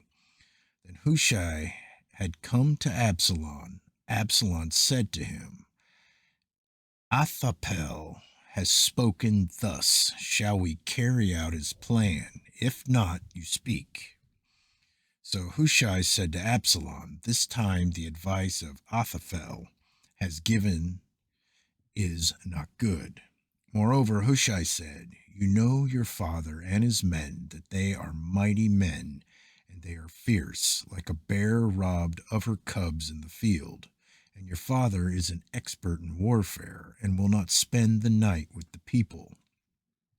Behold, he has now hidden himself in one of the caves or in another place, and it will be when he falls on them at the first attack that whoever hears it will say, there has been a slaughter among the people who follow Absalom. And even the one who is valiant, whose heart is like the heart of a lion, will completely lose heart. For all Israel knows that your father is a mighty man, and those who are with him are valiant men. But I counsel that all Israel be surely gathered to you, from Dan even to Beersheba, as the sand that is by the sea in abundance, and that you personally go into battle. So we shall come to him in one of the places where he can be found, and we will fall on him as the dew falls on the ground. And of him and of all the men who are with him, not even one will be left. If he withdraws into the city, then all Israel shall bring ropes to that city, and we will drag it into the valley until not even a small stone is found there. Then Absalom and all the men of Israel said, the counsel of Hushai the Archite is better than the counsel of Ahithophel. For the Lord had ordained to thwart the good counsel of Ahithophel, so that the Lord may bring calamity on Absalom. Hushai's warning saves David. 2 Samuel 17:15. Then Hushai said to Zadok and to Abiathar the priests, this is what Ahithophel counseled Absalom and the elders of Israel, and this is what I have counseled. Now therefore send quickly and tell David, saying, do not spend the night at the fords of the wilderness, but by all means cross over, or else the king and all the people who are with him will be destroyed. Now Jonathan and Ahimaaz were staying in En-Rogel, and the maidservant would go and tell them, and they would go and tell King David, for they could not be seen entering the city. But a lad did see them and told Absalom. So the two of them departed quickly and came to the house of a man in Barum, who had a well in his courtyard, and they went down into it. And the woman took a covering and spread it over the well's mouth and scattered grain on it, so that nothing was known. Then Absalom's servants came to the woman at the house and said, where are Ahimaaz and Jonathan? And the woman said to them, they have crossed the brook of water. And when they searched and could not find them, they returned to Jerusalem. It came about after they had departed that they came up out of the well and went and told King David. And they said to David, arise and cross over the water quickly, for thus Ahithophel has counseled against you. Then David and all the people who were with him arose and crossed the Jordan. And by dawn not even one remained who had not crossed the Jordan. Now when Ahithophel saw that his counsel was not followed, he saddled his donkey and arose and went to his home, to his city, and set his house in order, and strangled himself. Thus he died and was buried in the grave of his father. Then David came to Mahanaim, and Absalom crossed the Jordan, he and all the men of Israel with him. Absalom set Amasa over the army in place of Joab. Now Amasa was the son of a man whose name was Ithra, the Israelite, who went into Abigail, the daughter of Nahash, sister Jeruah, Joab's mother. And Israel and Absalom camped in the land of Gilead. Now when David had come to Mahanaim, Shobi, the son of Nahash, from Rabbah, on the sons of Ammon, Machir, the son of Amel, from Lodabar, and Barzillai, the Gileadite, from Rogelim, brought beds, basins, pottery, wheat, barley, flour, parched grain, beans, lentils, parched seeds, honey, curds, sheep, and cheese of the herd for David and for the people who were with him to eat. For they said, the people are hungry and weary and thirsty in the wilderness. All right, 2 Samuel 18, Absalom slain. Then David numbered the people who were with him and set over them commanders of thousands and commanders of hundreds. David sent the people out, 1/3 under the command of Joab, 1/3 under the command of Abishai, the son of Zeruiah, Joab's brother, and 1/3 under the command of Ittai the Gittite. And the king said to the people, I myself will surely go out with you also. But the people said, you should not go out, for if we indeed flee, they will not care about us. Even if half of us die, they will not care about us. But you are worth 10,000 of us. Therefore now it is better that you be ready to help us from the city. And the king said to them, whatever seems best to you I will do. So the king stood beside the gate, and all the people went out by the hundreds and thousands. The king charged Joab and Abishai and Ittai, saying, deal gently for my sake with the young man Absalom. And all the people heard when the king charged all the commanders concerning Absalom. And the people went out into the field against Israel, and the battle took place in the forest of Ephraim. The people of Israel were defeated there before the servants of David, and the slaughter there that day was great, 20,000 men. For the battle there was spread over the whole countryside, and the forest devoured more people that day than the sword devoured. Now Absalom happened to meet the servants of David, for Absalom was riding on his mule, and the mule went under the thick branches of a great oak. And his head caught fast in the oak, so he was left hanging between heaven and earth, while the mule that was under him kept going. When a certain man saw it, he told Joab and said, behold, I saw Absalom hanging in an oak. Then Joab said to the man who had told him, now behold, you saw him. Why then did you not strike him there to the ground? And I would have given you 10 pieces of silver and a belt. The man said to Joab, even if I should receive 1,000 pieces of silver in my hand, I would not put out my hand against the king's son. For in our hearing the king charged you and Abishai and Ittai, saying, protect for me the young man Absalom. Otherwise, if I had dealt treacherously against his life, and there is nothing hidden from the king, then you yourself would have stood aloof. Joab said, I will not waste my time here with you. So he took 3 spears in his hand and thrust them through the heart of Absalom while he was yet alive in the midst of the oak. And 10 young men who carried Joab's armor gathered around and struck Absalom and killed him. Then Joab blew the trumpet, and the people returned from pursuing Israel, for Joab restrained the people. They took Absalom and cast him into a deep pit in the forest, and erected over him a very great heap of stones. And all Israel fled, each to his tent. Now Absalom in his lifetime had taken and set up for himself a pillar which is in the king's valley, for he said, I have no son to preserve my name. So he named the pillar after his own name, and it was called Absalom's monument to this day. 2 Samuel 18:19. David is grief-stricken. Then Amez, the son of Zadok, said, please let me run and bring the king news that the Lord has freed him from the hand of his enemies. But Joab said to him, you are not the man to carry news this day, but you shall carry news another day.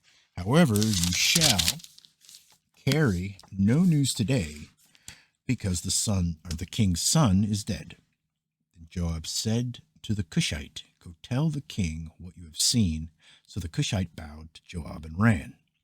Now Amaz, the son of Zadok, said once more to Jacob, but whatever happens, please let me also run after the Cushite. And Joab said, why would you run, my son, since you will have no reward for going? But whatever happens, he said, I will run. So he said to him, run. Then Amaz ran by way of the plain and passed up the Cushite. Now David was sitting between the 2 gates, and the watchman went up to the roof of the gate by the wall, and raised his eyes and looked. Behold, a man running by himself. The watchman called and told the king, and the king said, "If he is by himself, there is good news in his mouth." And he came nearer and nearer. Then the watchman saw another man running, and the watchman called to the gatekeeper and said, "Behold, another man is running by himself." And the king said, "This one also is bringing good news." The watchman said, "I think the running of the first one is like the running of Ammaz, the son of Zadok." And the king said, "This is a good man and comes with good news." Ammaz called and said to the king, "All is well." And he prostrated himself before the king with his face to the ground. And he said, "Blessed is the Lord your God, who has delivered up the man who lifted their hands against my lord the king."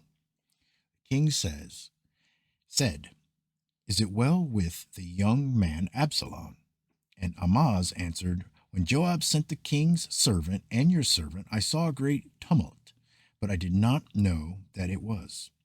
And the king said, "Turn aside and stand here." So he turned aside and stood still. Behold, the Cushite arrived, and the Cushite said, "Let my lord the king receive good news, for the Lord has freed you this day from the hand of all those who rose up against you." And the king said to the Cushite, "Is it well with the young man Absalom?" And the Cushite answered, "Let the enemies of my lord the king and all who rise up against you for evil be as that young man." The king was deeply moved and went up to the chamber over the gate and wept. And thus he said as he walked, "O my son Absalom, my son Absalom, would I had died instead of you, O Absalom, my son, my son." All right, 2 Samuel 19. Joab reproves David's lament. Then it was told Joab, "Behold, the king is weeping and mourns for Absalom." The victory that day was turned to mourning for all the people, for the people heard it said that day, "The king is grieved for his son." So the people went by stealth into the city that day, as people who are humiliated steal away when they flee in battle. The king covered his face and cried out with a loud voice, "O my son Absalom, O Absalom, my son, my son." Then Jacob came into the house to the king and said, "Today you have covered with shame the faces of all your servants, who today have saved your life and the lives of your sons and daughters, the lives of your wives and the lives of your concubines, by loving those who hate you and by hating those who love you. For you have shown today that princes and servants are nothing to you. For I know this day that if Absalom were alive and all of us were dead today, then you would be pleased. Now therefore arise, go out and speak kindly to your servants. For I swear by the Lord, if you do not go out, surely not a man will pass the night with you, and this will be worse for you than all the evil that has come upon you from your youth until now." 2 Samuel 19:8. David restored as king. So the king arose and sat in the gate when they told all the people, saying, "Behold, the king is sitting in the gate." Then all the people came before the king. Now Israel had fled, each to his tent. All the people were quarreling throughout all the tribes of Israel, saying, "The king delivered us from the hand of our enemies and saved us from the hand of the Philistines. But now he has fled out of the land from Absalom. However, Absalom, whom we anointed over us, has died in battle. Now then, why are you silent about bringing the king back?" Then King David sent to Zadok and Abiathar the priests, saying, "Speak to the elders of Judah, saying, why are you the last to bring the king back to his house, since the word of all Israel has come to the king, even to his house?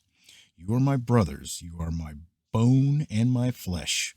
Why then should you be the last to bring back the king? Say to Amasa, are you not my bone and my flesh? My God, do so to me, and more also, if you will not be commander of the army before me continually in place of Joab." Thus he turned the hearts of all the men of Judah as one man, so that they sent word to the king, saying, Return you and all your servants. The king then returned and came as far as the Jordan, and Judah came to Gilgal in order to go to meet the king to bring the king across the Jordan. Then Shimei the son of Gera the Benjamite, who was from Barhum, hurried and came down with the men of Judah to meet King David. There were 1,000 men of Benjamin with him, with Ziba the servant of the house of Saul and his 15 sons and his 20 servants with him, and they rushed to the Jordan before the king. And they kept crossing the ford to bring over the king's household and to do what was good in his sight. And Shimei, the son of Gera, fell down before the king as he was about to cross the Jordan. So he said to the king, "Let not my lord consider me guilty, nor remember what your servant did wrong on the day when my lord the king came out from Jerusalem, so that the king would take it to heart. For your servant knows that I have sinned. Therefore, behold, I have come today, the first of all the house of Joseph, to go down to meet my lord and king." But Abishai, the son of Zeruiah, had said, "Should not Shimei be put to death for this because he cursed the Lord's anointed?" David then said, "What have I to do with you, O sons of Zeruiah, that you should this day be an adversary to me? Should any man be put to death in Israel today? For do I not know what... Oh, nope, darn. For do I not know that I am king over Israel today?" The king said to Shimei, "You shall not die." Thus the king swore to him. Then Mephibosheth, the son of Saul, came down to meet the king, and he had neither cared for his feet, nor trimmed his mustache, nor washed his clothes from the day the king departed until the day he came home in peace.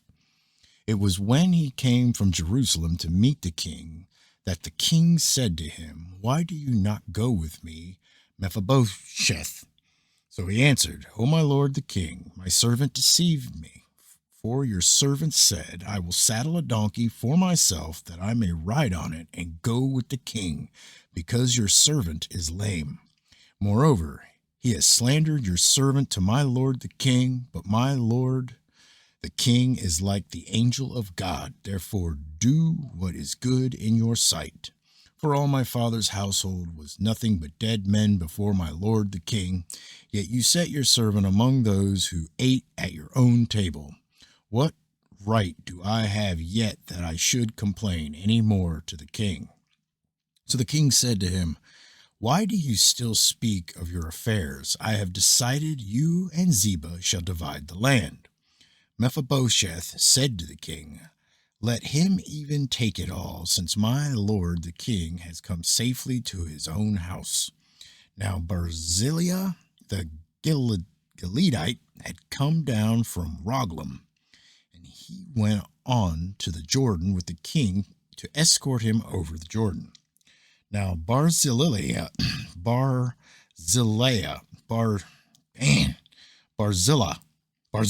was very old, being 80 years old, and he had sustained the king while he stayed at Mahanaim, for he was a very great man. The king said to Barzillai, "You cross over with me, and I will sustain you in Jerusalem with me." But Barzillai said to the king, "How long have I yet to live that I should go up with the king of Jerusalem? I am now 80 years old. Can I distinguish between good and bad? Or can your servant taste what I eat or what I drink? Or can I hear any more the voice of singing men and women? Why then should your servant be an added burden to my lord the king? Your servant would merely cross over the Jordan with the king. Why should the king compensate me with this reward? Please let your servant return, that I may die in my own city near the grave of my father and my mother. However, here is your servant Chimham. Let him cross over with my lord the king, and do for him what is good in your sight." The king answered, Chimham shall cross over with me, and I will do for him what is good in your sight, and whatever you require of me, I will do for you. All the people crossed over the Jordan, and the king crossed too. The king then kissed Barzillai and blessed him, and he returned to his place. Now the king went to Gilgal, and Chimham went on with him, and all the people of Judah and also half the people of Israel accompanied the king. And behold, all the men of Israel came to the king and said to the king, Why had our brothers the men of Judah stolen you away, and brought the king and his household and all David's men with him over the Jordan? Then all the men of Judah answered the men of Israel, Because the king is a close relative to us. Why then are you angry about this matter? Have we eaten at all at the king's expense, or has anything been taken for us? But the men of Israel answered the men of Judah and said, We have 10 parts in the king, therefore we also have more claim on David than you. Why then did you treat us with contempt? Was it not our advice first to bring back our king? Yet the words of the men of Judah were harsher than the words of the men of Israel. All right, 2 Samuel 20, Sheba's revolt. Now a worthless fellow happened to be there, whose name was Sheba, the son of Bishri, a Benjamite, and he blew the trumpet and said, We have no portion in David, nor do we have inheritance in the son of Jesse. Every man to his tents, O Israel. So all the men of Israel withdrew from following David and followed Sheba, the son of Bishri. But then men of Judah remained steadfast to their king, from the Jordan even to Jerusalem. Then David came to his house at Jerusalem, and the king took the 10 women, the concubines, whom he had left to keep the house, and placed them under guard, and provided them with sustenance, but did not go into them. So they were shut up until the day of their death, living as widows. Then the king said to Amasa, Call out the men of Judah for me within 3 days, and present here yourself. So Amasa went to call out the men of Judah, but he delayed longer than the set time which he had appointed him. And David said to Abishai, Now Sheba the son of Bishri will do us more harm than Absalom. Take your Lord's servants and pursue him, so that he does not find for himself fortified cities and escape from our sight. So Joab's men went out after him, along with the Cherethites and the Pelethites, and all the mighty men, and they went out from Jerusalem to pursue Sheba the son of Bishri. When they were at the large stone which is in Gibeon, Amasa came to meet them. Now Joab was dressed in his military attire, and over it was a belt with a sword in its sheath, fastened at his waist, and as he went forward, it fell out. Joab said to Amasa, Is it well with you, my brother? And Joab took Amasa by the beard with his right hand to kiss him. 2 Samuel 20:10, Amasa murdered. But Amasa was not on guard against the sword which was in Joab's hand, so he struck him in the belly with it and poured out his inward parts on the ground, and did not strike him again, and he died. Then Joab and Abishai, his brother, pursued Sheba the son of Bishri. Now there stood by him one of Joab's young men, and said, Whoever favors Joab and whoever is for David, let him follow Joab. But Amasa lay wallowing in his blood in the middle of the highway. And when the man saw that all the people stood still, he removed Amasa from the highway into the field and threw a garment over him when he saw that everyone who came by him stood still. 2 Samuel 20:13, revolt put down. As soon as he was removed from the highway, all the men passed on after Joab to pursue Sheba the son of Bishri. Now he went through all the tribes of Israel to Abel, even Beth-Makkah, and all the Berites, and they were gathered together and also went after him. They came and besieged him in Abel Beth Makkah, and they cast up a siege ramp against the city, and it stood by the rampart, and all the people who were with Joab were wreaking destruction in order to topple the wall. Then a wise woman called from the city, "Hear, hear, please tell Joab, come here, that I may speak with you." So he approached her, and the woman said, "Are you Joab?" And he answered, "I am." And she said to him, "Listen to the words of your maidservant." And he answered, "I am listening." And she spoke, saying, "Formerly they used to say, they will surely ask advice at Abel, and thus they ended the dispute. I am of those who are peaceable and faithful in Israel. You are seeking to destroy a city, even a mother in Israel. Why would you swallow up the inheritance of the Lord?" Joab replied, Far be it from me that I should swallow up or destroy. Such is not the case, but a man from the hill country of Ephraim, Sheba, the son of Bishri, by name, has lifted up his hand against King David. Only hand him over, and I will depart from the city. And the woman said to Joab, Behold, his head will be thrown to you over the wall. Then the woman wisely came to all the people, and they cut off the head of Sheba, the son of Bishri, and threw it to Joab. So he blew the trumpet, and they were dispersed from the city, each to his tent. Joab also returned to the king of Jerusalem. Now Joab was over the whole army of Israel, and Benaiah, the son of Jehoiada, was over the Cherethites and the Pelethites, and Adoram was over the forced labor, and Jehoshaphat, the son of Ahilud, was the recorder, and Shiva was the scribe, and Zadok and Abiathar were priests, and Ira the Jerite was also a priest to David. All right, 2 Samuel 21, Gibeonite revenge. Now there was a famine in the days of David for 3 years, year after year, and David sought the presence of the Lord, and the Lord said, It is for Saul and his bloody house, because he put the Gibeonites to death. So the king called the Gibeonites and spoke to them. Now the Gibeonites were not of the sons of Israel, but of the remnant of the Amorites, and the sons of Israel made a covenant with them. But Saul had sought to kill them in his zeal for the sons of Israel and Judah.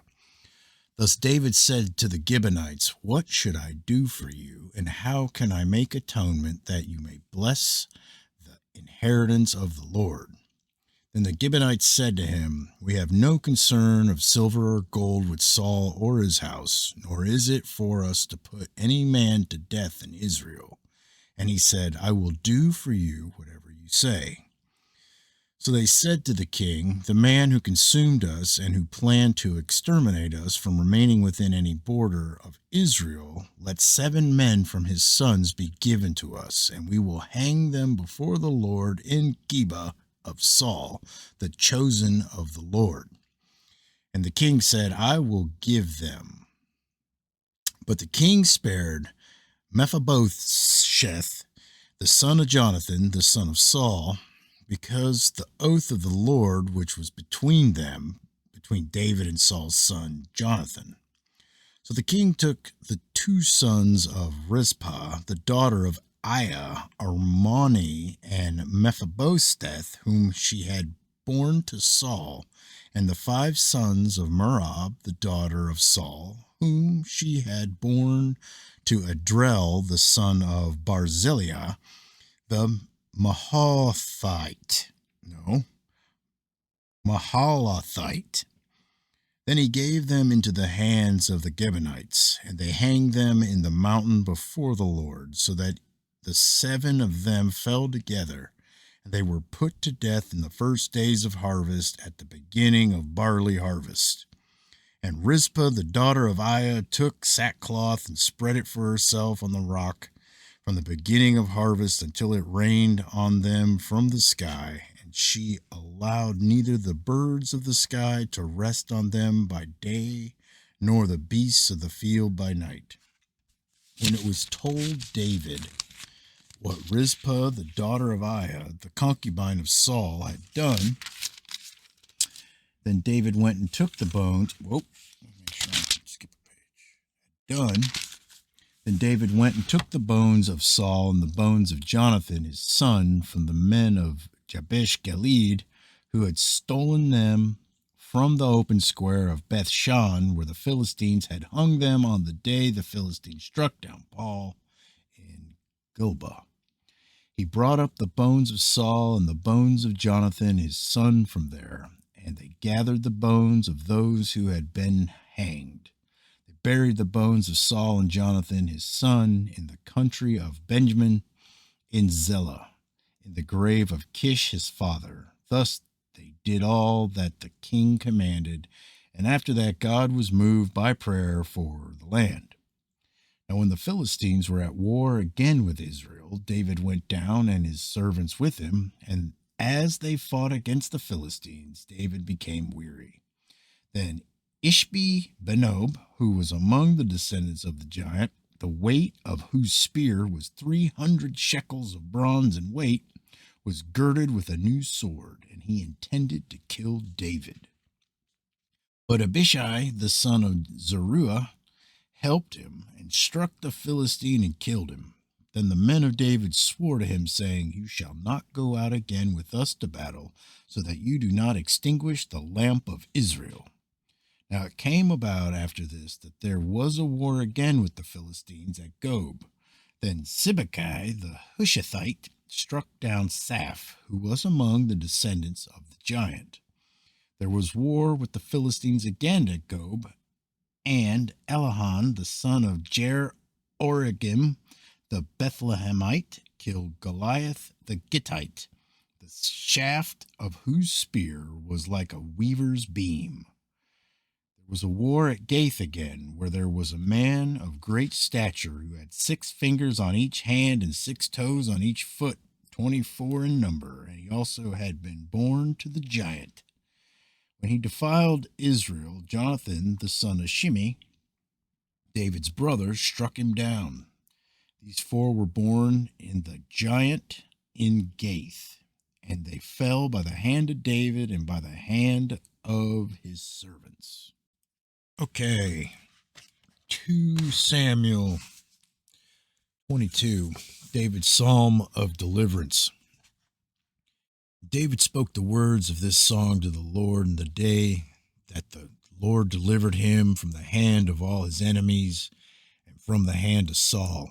He said, "The Lord is my rock and my fortress and my deliverer, my God, my rock in whom I take refuge, my shield and the horn of my salvation, my stronghold and my refuge, my Savior, you save me from violence. I call upon the Lord who is worthy to be praised, and I am saved from my enemies. For the waves of death encompassed me, the torrents of destruction overwhelmed me, the cords of Sheol surrounded me, the snares of death confronted me. In my distress I called upon the Lord, yes, I cried to my Lord. And from his temple he heard my voice, and my cry for help came into his ears. Then the earth shook and quaked, the foundations of heaven were trembling and were shaken, because he was angry. Smoke went up out of his nostrils, fire from his mouth devoured, coals were kindled by it. He bowed the heavens also and came down with thick darkness under his feet, and he rode on a cherub and flew. And he appeared on the wings of the wind, and he made darkness canopies around him, a mass of waters, thick clouds of the sky. From the brightness before him, coals of fire were kindled. The Lord thundered from heaven, and the Most High uttered his voice. And he sent out arrows and scattered them, lightning and routed them. Then the channels of the sea appeared, the foundations of the world were laid bare by the rebuke of the Lord. At the blast of the breath of his nostrils, he sent from on high, he took me. He drew me out of many waters. He delivered me from my strong enemy, from those who hated me, for they were too strong for me. They confronted me in the day of my calamity, but the Lord was my support. He also brought me forth into a broad place. He rescued me because he delighted in me. The Lord has rewarded me according to my righteousness, according to the cleanness of my hands. He has recompensed me. For I have kept the ways of the Lord, and have not acted wickedly against my God. For all his ordinances were before me, and as for his statutes, I did not depart from them. I was also blameless toward him, and I kept myself from my iniquity. Therefore the Lord has recompensed me according to my righteousness, according to my cleanness before his eyes. With the kind you show yourself kind, with the blameless you show yourself blameless, with the pure you show yourself pure, and with the perverted you show yourself astute.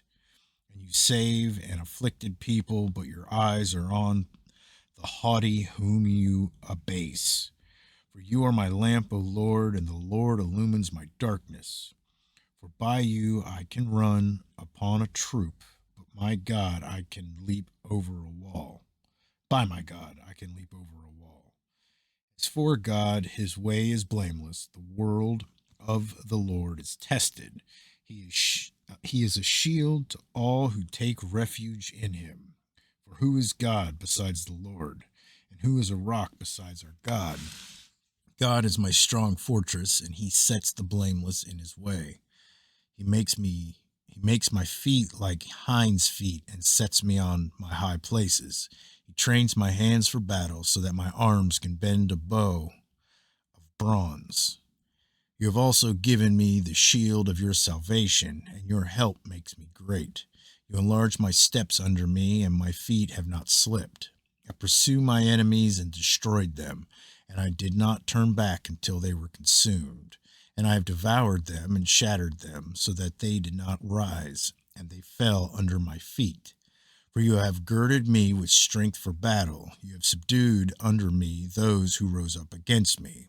You have also made my enemies turn their backs to me, and I destroyed those who hated me. They looked, but there was none to save, even to the Lord, but he did not answer them. Then I pulverized them as the dust of the earth. I crushed and stamped them as the mire of the streets. You have also delivered me from the contentions of my people. You have kept me as head of the nations. A people whom I have not known serve me. Foreigners pretend obedience to me. As soon as they hear, they obey me.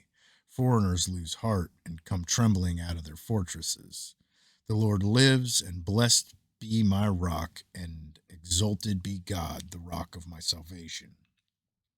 The God who executes vengeance for me and brings down peoples under me, who also brings me out from my enemies. You even lift me above those who rise up against me. You rescue me from the violent man. Therefore I will give thanks to you, O Lord, among the nations, and I will sing praises to your name. He is a tower of deliverance to his king, and shows loving kindness to his anointed, to David and his descendants forever. All right, 2 Samuel 23, David's last song.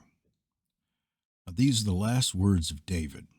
David, the son of Jesse, declares, "The man who was raised on high declares, the anointed of the God of Jacob and the sweet psalmist of Israel.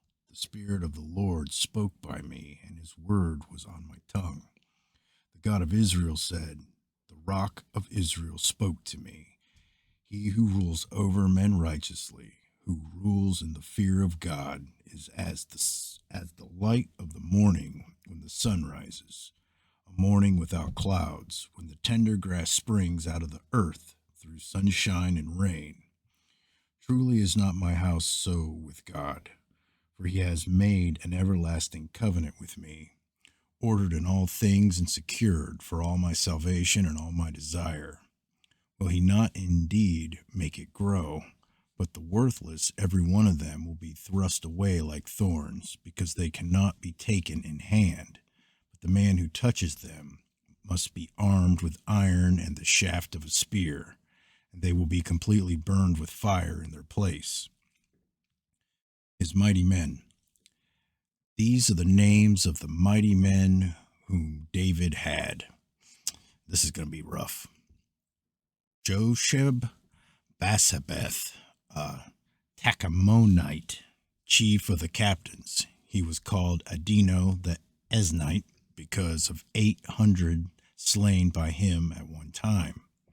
And after him was Eleazar, the son of Dodo the Ahohite, one of the three mighty men with David when they defiled the Philistines who were gathered there to battle, and the men of Israel had withdrawn.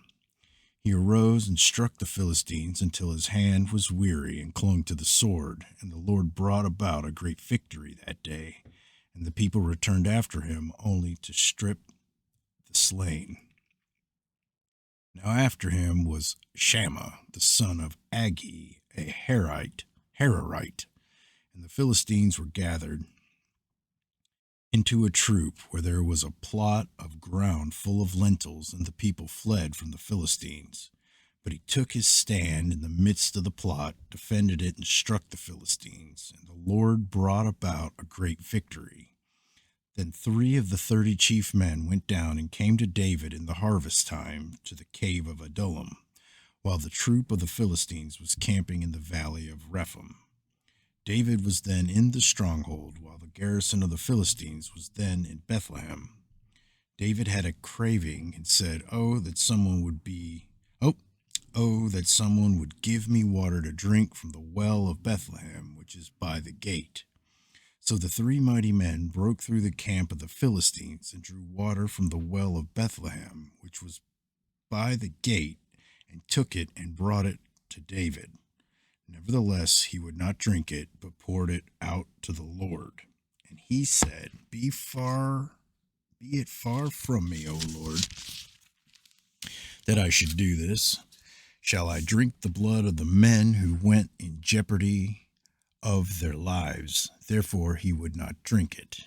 These things the 3 mighty men did. Abishi, the brother of Joab, the son of Zerah, was chief of the 30. And he swung his spear against 300 and killed them, and had a name as well as the 3.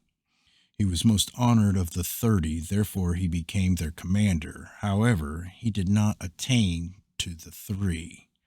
Then Benaiah, the son of Jehoiada, the son of a valiant man of Kabzeel, who had done mighty deeds, killed the 2 sons of Ariel in Moab.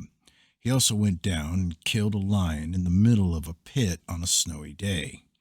He killed the Egyptian, an impressive man. Now the Egyptian had a spear in his hand, but he went down to him with a club and snatched the spear from the Egyptian's hand and killed him with his own spear. These things Benaiah, the son of Jehoiada, did, and had a name as well as the 3 mighty men. He was honored among the 30, but he did not attain to the 3, and David appointed him over his guard. Ashel, the brother of Joab, was among the 30.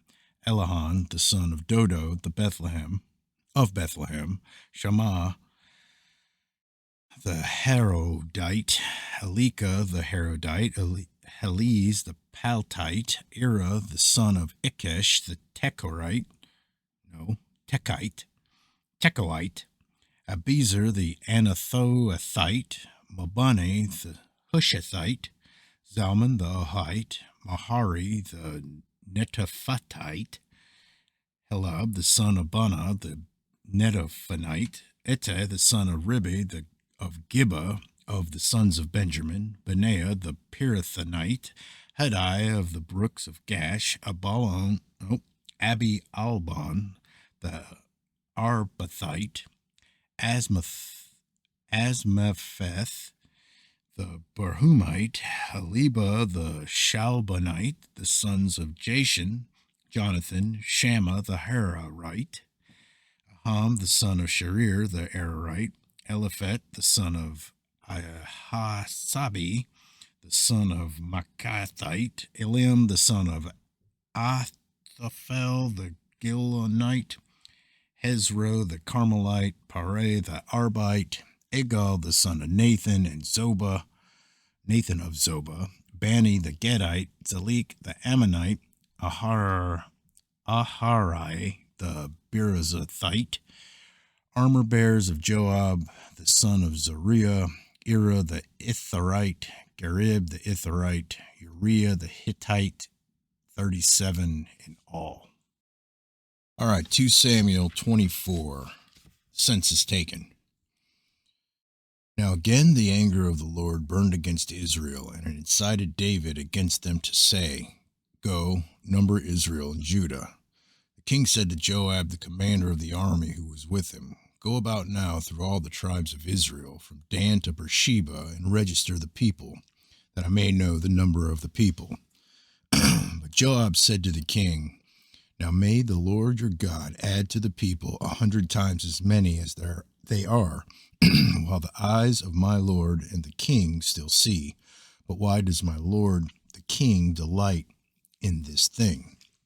Nevertheless, the king's word prevailed against Joab and against the commanders of the army. So Joab and the commanders of the army went out from the presence of the king to register the people of Israel. Then they crossed the Jordan and camped in Aror on the right side of the city that is in the middle of the valley of Gad and toward Jazer. And they came to Gilead and the land of Tatam Hodshi.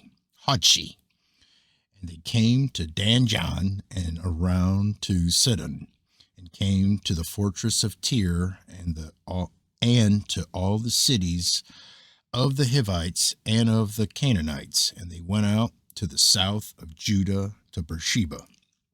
So when they had gone about through the whole land, they came to Jerusalem at the end of 9 months and 20 days. And Joab gave the number of the registration of the people to the king, and there were in Israel 800,000 valiant men who drew the sword, and the men of Judah were 500,000 men. Now David's heart troubled him after he had numbered the people. So David said to the Lord, I have sinned greatly in what I have done. But now, O Lord, please take away the iniquity of your servant, for I have acted very foolishly. When David arose in the morning, the word of the Lord came to the prophet Gad, David's seer, saying, Go and speak to David. Thus the Lord says, I am offering you 3 things. Choose for yourself one of them, which I will do for you. So Gad came to David and told him, and said to him, Shall 7 years of famine come to you in your land, or will you flee 3 months before your foes while they pursue you? Or shall there be 3 days pestilence in your land? Now consider and see what answer I shall return to him who sent me. When David said to Gad, I am in great distress, let us now fall into the hand of the Lord, for his mercies are great, but do not let me fall into the hand of man. Pestilence silent, 15. So the Lord sent a pestilence upon Israel from the morning until the appointed time, and 70,000 men of the people from Dan to Beersheba died. When the angel stretched out his hand towards Jerusalem to destroy it, the Lord relented from the calamity and said to an angel who destroyed the people, It is enough, Jel, who destroyed the people. No, it is enough. Now relax your hand. And the angel of the Lord was by the threshing floor, and Araunah the Jebusite. Then David spoke to the Lord when he saw the angel who was striking down the people, and said, Behold, it is I who have sinned, and it is I who have done wrong. But these sheep, what have they done wrong? Have they done? Please let your hand be against me and against my father's house. David builds an altar, 18. So Gad came to David that day and said to him, Go up, erect an altar to the Lord on the threshing floor of Araunah the Jebusite. David went up according to the word of Gad, just as the Lord had commanded. Araunah looked down and saw the king and his servants crossing over toward him, and Araunah went out and bowed his face to the ground before the king. Then Araunah said, "Why has my lord the king come to his servant?" And David said, "To buy the threshing floor from you in order to build an altar to the Lord, that the plague may be held back from the people." Araunah said to David, "Let my lord the king take and offer up what is good in his sight. Look, the the oxen for the burnt offering, the threshing sledges, and the yokes of the oxen for the wood. Everything, O king, Araunah gives to the king." And Araunah said to the king, "May the Lord your God accept you." However, the king said to Araunah, "No, but I will surely buy it from you for a price, for I will not offer burnt offerings to the Lord my God, which cost me nothing." David bought the threshing floor and the oxen for 50 shekels of silver.